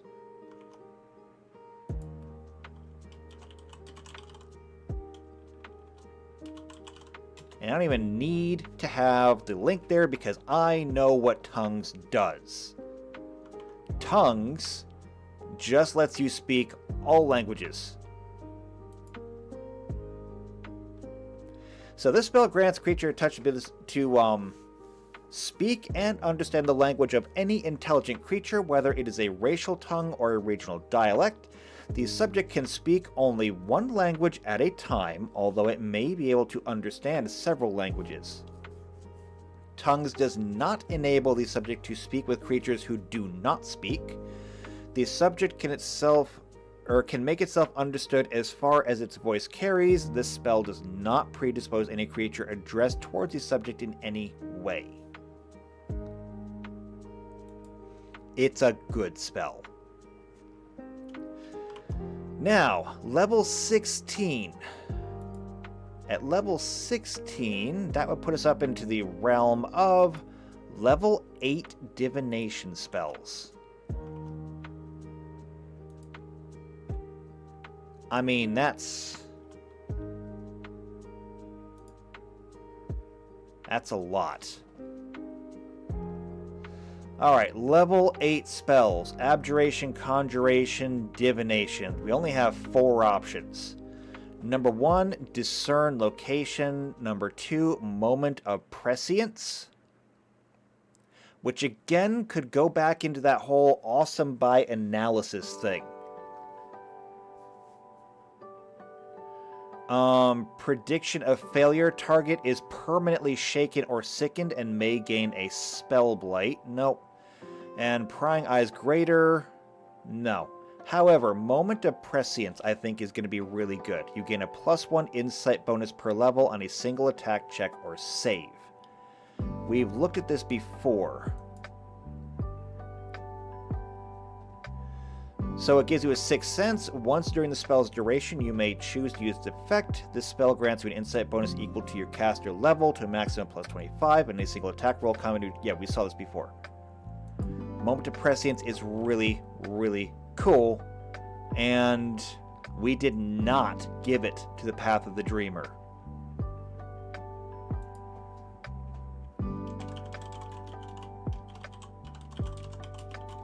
So again, we're going to go with the whole awesome by analysis thing. You are so keen and so smart that you can just identify what's about to happen and act accordingly. So there we go. Right off the bat, you get additional knowledge in whatever field you particularly want. At level 4, you are allowed to re-roll your knowledge checks if you want to. At level 8, you speak any and all languages. Just all of them. With the exception, of course, of secret languages. At level 12, you can do research basically instantly. That is what that did, right? Let me double check here, just to make sure I got this right.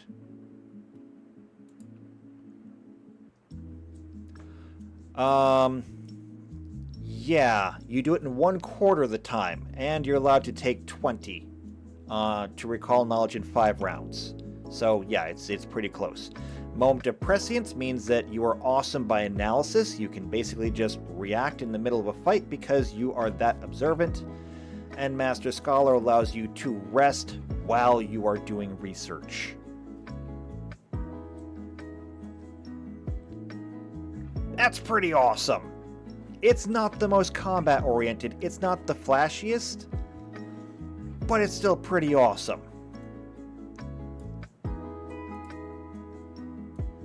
It is awesome to the point where I don't know who's going to be actually playing an Eldar, because an Eldar is probably going to have like a +5 level modification at this point. And I want to get the last one done. The last one is the Path of Service.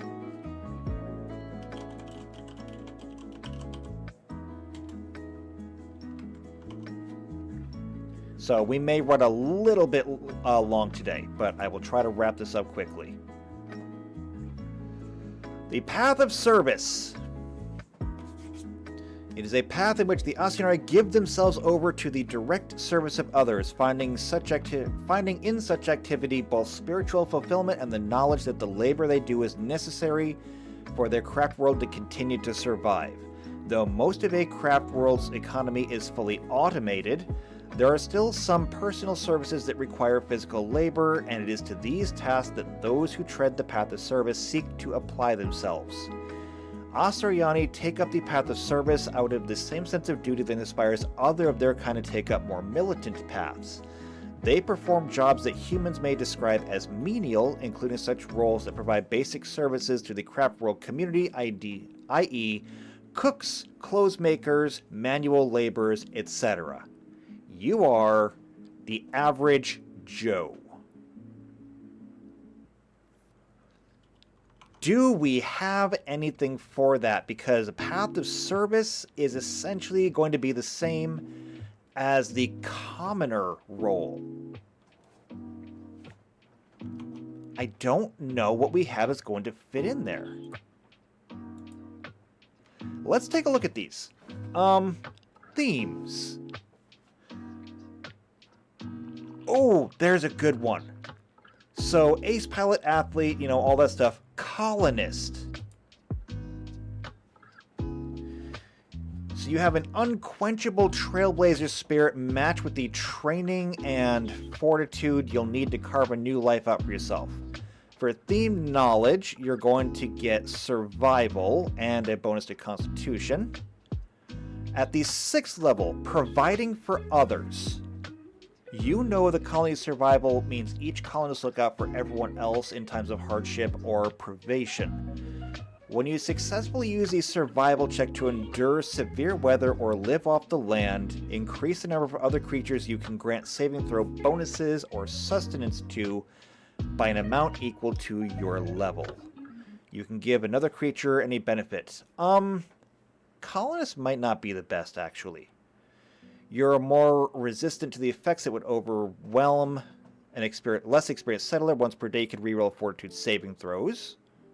Yeah, this is not it. But you know what might be? We saw this before, and we ignored it before. The Spacefarer. So again, their theme knowledge, they get a bonus to physical sciences. They become an eager dabbler, which means that they can get a +2 on skill checks if they have no ranks in it. A jack of all trades allows them to use any ability, and if they have no ranks, they go up to a +4. And Master Explorer, if they land on another planet, that's the only one that doesn't fit. Like, jack of all trades and eager dabbler do fit. But that last one, it just doesn't. Now, I could replace it, of course. I could replace that with something else, but what would I do with it?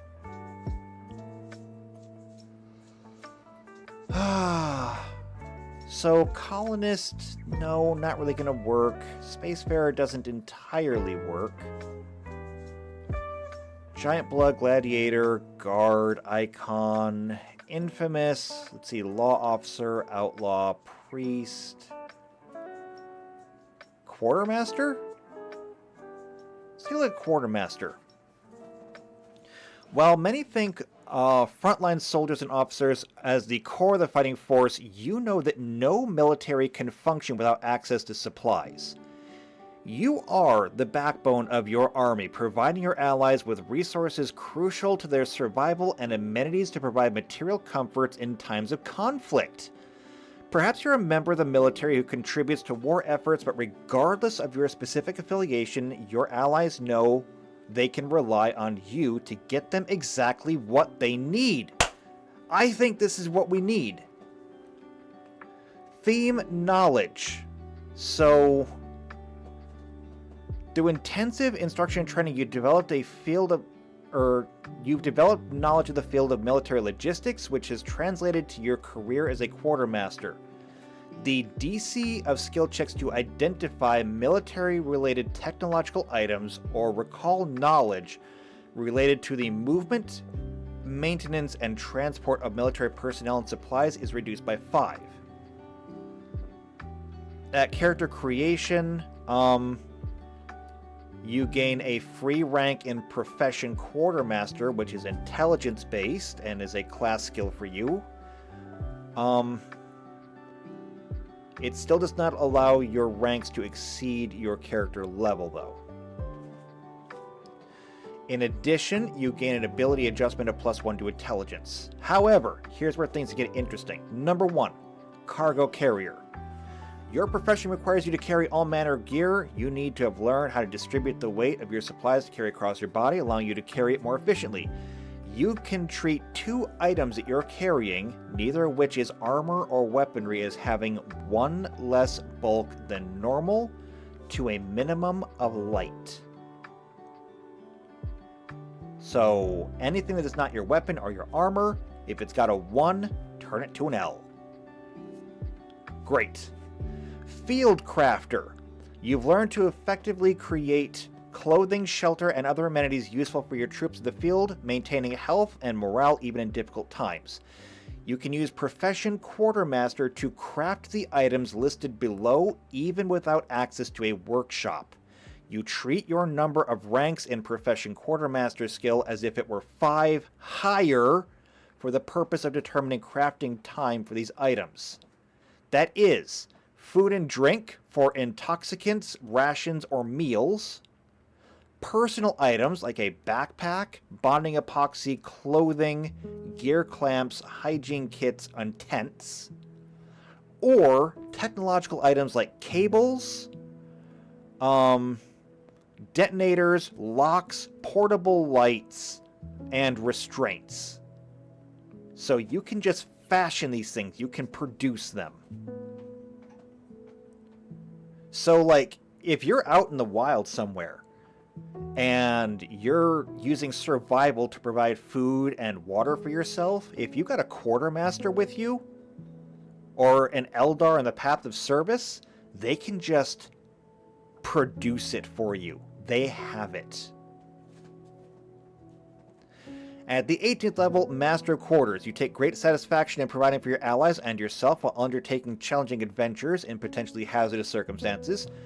Twice per day, after you or an ally succeeds at a significant task in a way crucially relied upon supplies you crafted using your field crafter ability, at the GM's discretion, of course, you can spend 10 minutes cataloging and organizing your remaining supplies to regain 1 resolve point.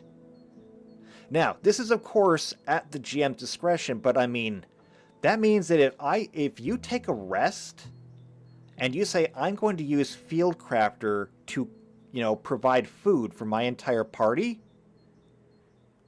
if you actually manage to do that, I can give you a resolve point back. This is perfect for what we need.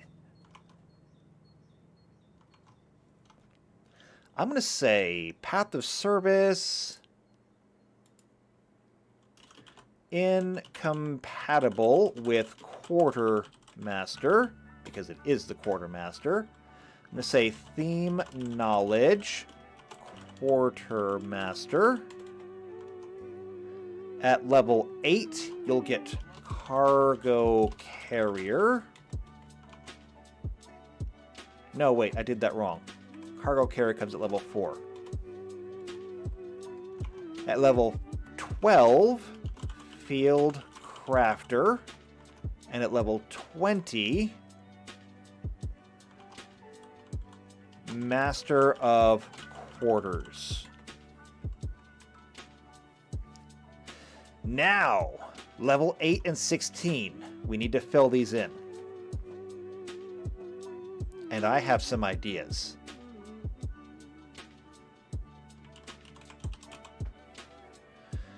So the first thing that comes to mind is Hauler, which allows you to carry much more than usual. The prerequisite is Strength 13. However, you can treat your Strength score as 3 higher for the purpose of determining your carrying capacity. In addition, when you are encumbered or overburdened, you take only a -4 penalty to strength and dexterity-based checks. I want it. So you're going to get cargo carrier, and then you're going to get hauler. Now, I don't know if we're going to get anything else in terms of feats. Nope, it's the only thing there. However,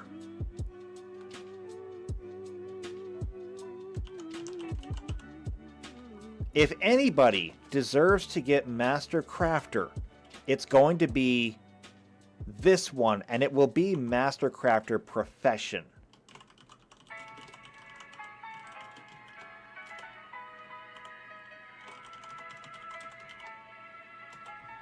So here's what's going to happen. And let's break this down, okay? Let's break this down level by level and see what's going to happen here. Okay? I'm going to open up Master Crafter. I'm going to duplicate this tab so that we can go back to the character themes and bring up Quartermaster again. So at level 1, Theme Knowledge Quartermaster. You get Profession Quartermaster and +1 Intelligence. Also, you can identify things better. It's all great, right? You're doing good. Level 4, you get Cargo Carrier. You get a little bit earlier than what you would normally get as a Quartermaster, but still. It allows you to treat any 2 items as being 1 bulk less. So, if you have a strength of, say, 16, that means you can carry 16 bulk. However, because of that, it means that if you're carrying 17, if you have Cargo Carrier, bam, you're now back to your maximum again. You're awesome. But then it gets better. At level 8, you get Hauler, which allows you to treat your strength score as 3 higher.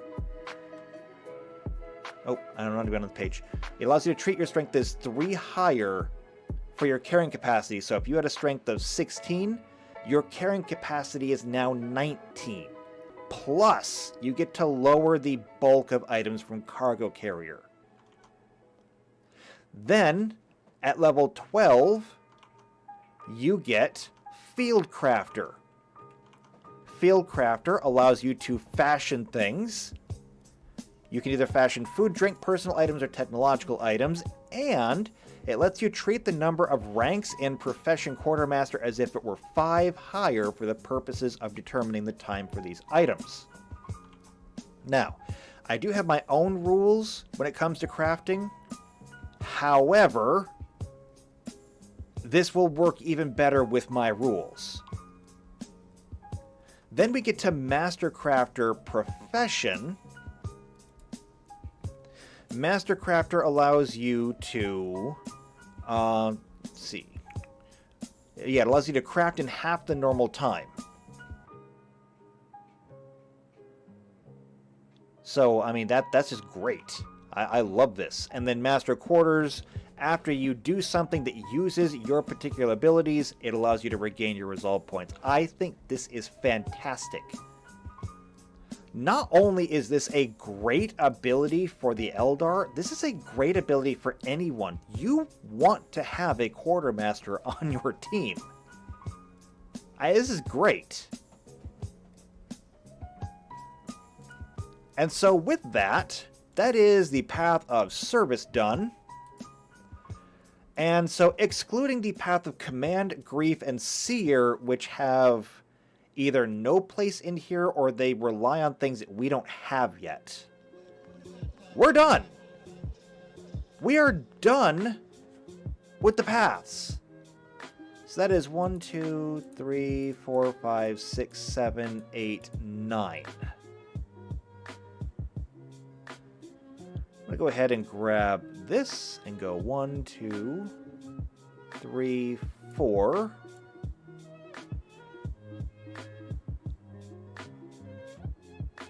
Oh, actually, I'm going to undo this. 9? 9 is super easy. Let's start with the Dreamer. And down here. And then we'll take these 3. Wait, these 3, right? Did I miss counting them? 1, 2, 3, 4, 5, 6. Oh, we skipped the outcast. Did we skip the outcast? No, we did the outcast. The outcast was first. What did we miss? 1, 2, 3, 4, 5, 6, 7, 8, 9. Oh, right, because the last one is the Path of the Warrior, and the Path of the Warrior is enormous, and so it has its own dedicated column. That's right.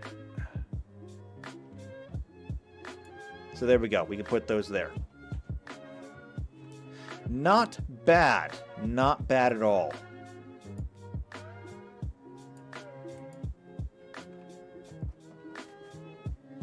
So, just to break it down again, when you make an Eldar, so we're just gonna review this really quickly, and then we're gonna be out of here.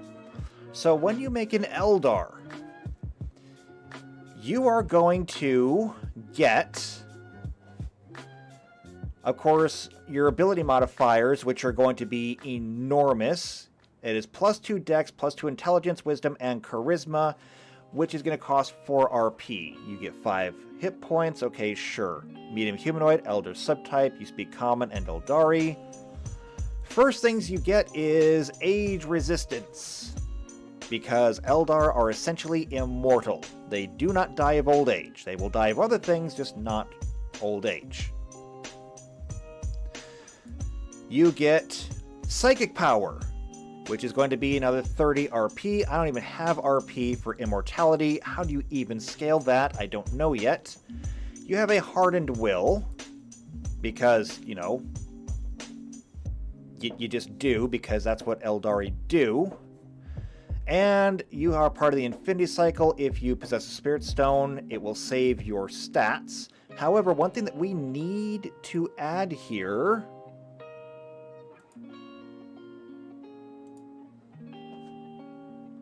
is the Eldar path. Choose a path to follow. See Asuryani paths. And the RP for that one, I don't even know. Now, keep in mind that every 10 RP, it is essentially a +1 level adjustment. The first 10 are basically free, okay? The first 10 are free. After that, however, every 10 is essentially 1 level adjustment, so we are looking at the Eldar having a potentially 4 or 5 level adjustment. That means that a level 1 Eldari will essentially be the equivalent of a level 5 character. Which sounds rough, because it means that for your Eldar, whatever they happen to be when you make them, if they're a soldier or a mechanic or whatever, your Eldar might only have, say, 10 stamina, 10 hit points, and only a handful of resolve points. But again, it's kind of like the Scout in Team Fortress 2. It's not about having, like, the weakest stats. It's about how far you can take those stats. And anyone who has ever played a speedster class like a glass cannon knows that sometimes with a little bit of skill, you can take some very light stats a very long way. The Eldar are going to have so many abilities that while everybody else is going to be getting a, like 4 levels worth of hit points, and they'll be getting their first ability point that they can spend, your Eldar will be just coming in fresh, and your Eldar may be outshining all of them. It's kind of insane.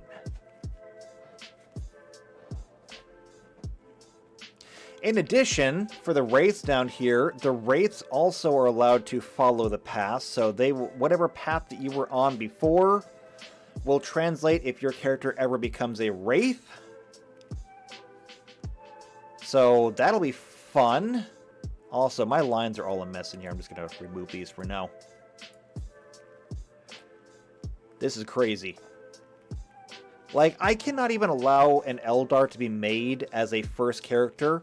This is the kind of thing that would happen if the party reaches, like, level 5, and your character dies or retires. Only then could you maybe make an Eldar. It's gonna be crazy.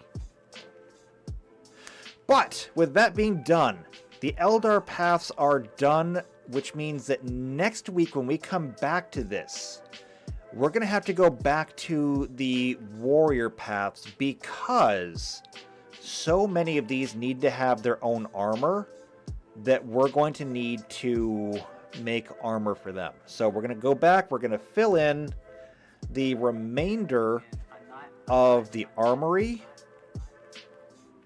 and after we fill out the rest of the armory, I think we're done with the Eldar. I mean, are we done with the Eldar? I think we're almost done with the Eldar. I mean, if I come back and look at them here... No, go back up the top, go back up the top. Okay. So, Eldar... Stop moving. Anatomy and physiology, that's character creation. We did that. History, not important right now. Astronomic technology, we did that. Astronomic paths, we did that. Craft worlds, not really needed. Exodites, not needed. Religion and mythology, not needed. Relations, yeah, we're basically done with the Eldar. We just need to finish up a little bit of their armor.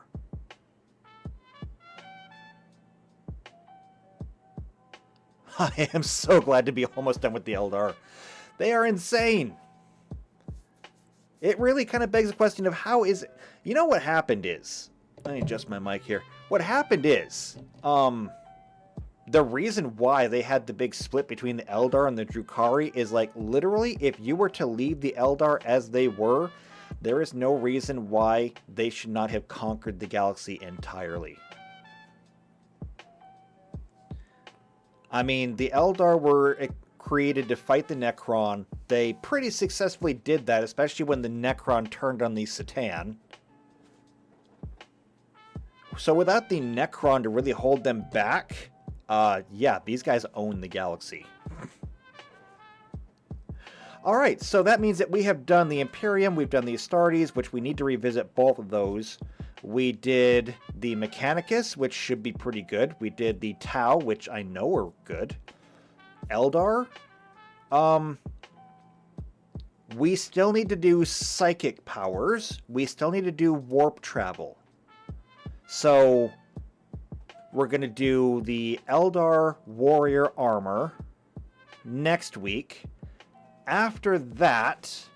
I'll put it to a poll and see what we want to do next. We want to do a revisit to the Imperium and Astartes, Psychers, or Warp Travel. So look forward to that poll. That'll be fun. I will let you decide where we go next. Because I like doing polls. They're fun. But for now, I know that we ran a little bit late. I'm going to let everybody go. I'm going to take a break myself. I got stuff I got to get done. So thank you, everybody, for coming. It was fun to have you here. If you want to see more stuff like this in the future, just subscribe. Hit the subscribe button. It's a big red button down there. It will not bite you. Just because it's a big red button does not mean it's scary. Click the button.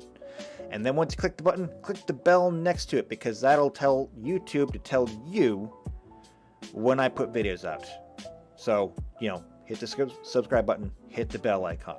If you know other people who are interested in Warhammer 40k tabletop gaming as a whole, especially if they're an Eldar player, if you know an Eldar player, share this stream with them, because they will have a field day with this. But if you just like what I'm doing, you just like me, and you want to hear more from me, and while I do these kind of things, leave a like on the stream. Leave something down in the comments. Comments are always great. More importantly though, and I know I said this earlier, but I'm going to say it again. If you would like to play with us, especially when this one comes around, join the Discord. You gotta join the Discord. I promise everybody on the Discord is friendly. Join the Discord, hit me up in the behind the screen channel, let me know what your availability is, and I will see if I can get you into a game. Hell, if I get so many people that I can't handle it, maybe I will even create separate groups and even designate different dungeon or different game masters. I would love to have my own kind of conglomeration of games running. That would be fantastic. So, join the Discord, join us behind the screen, and we'll see what happens. So until then, I hope I see everybody there. I hope I see everybody next week. And that's about it. Till then, take care.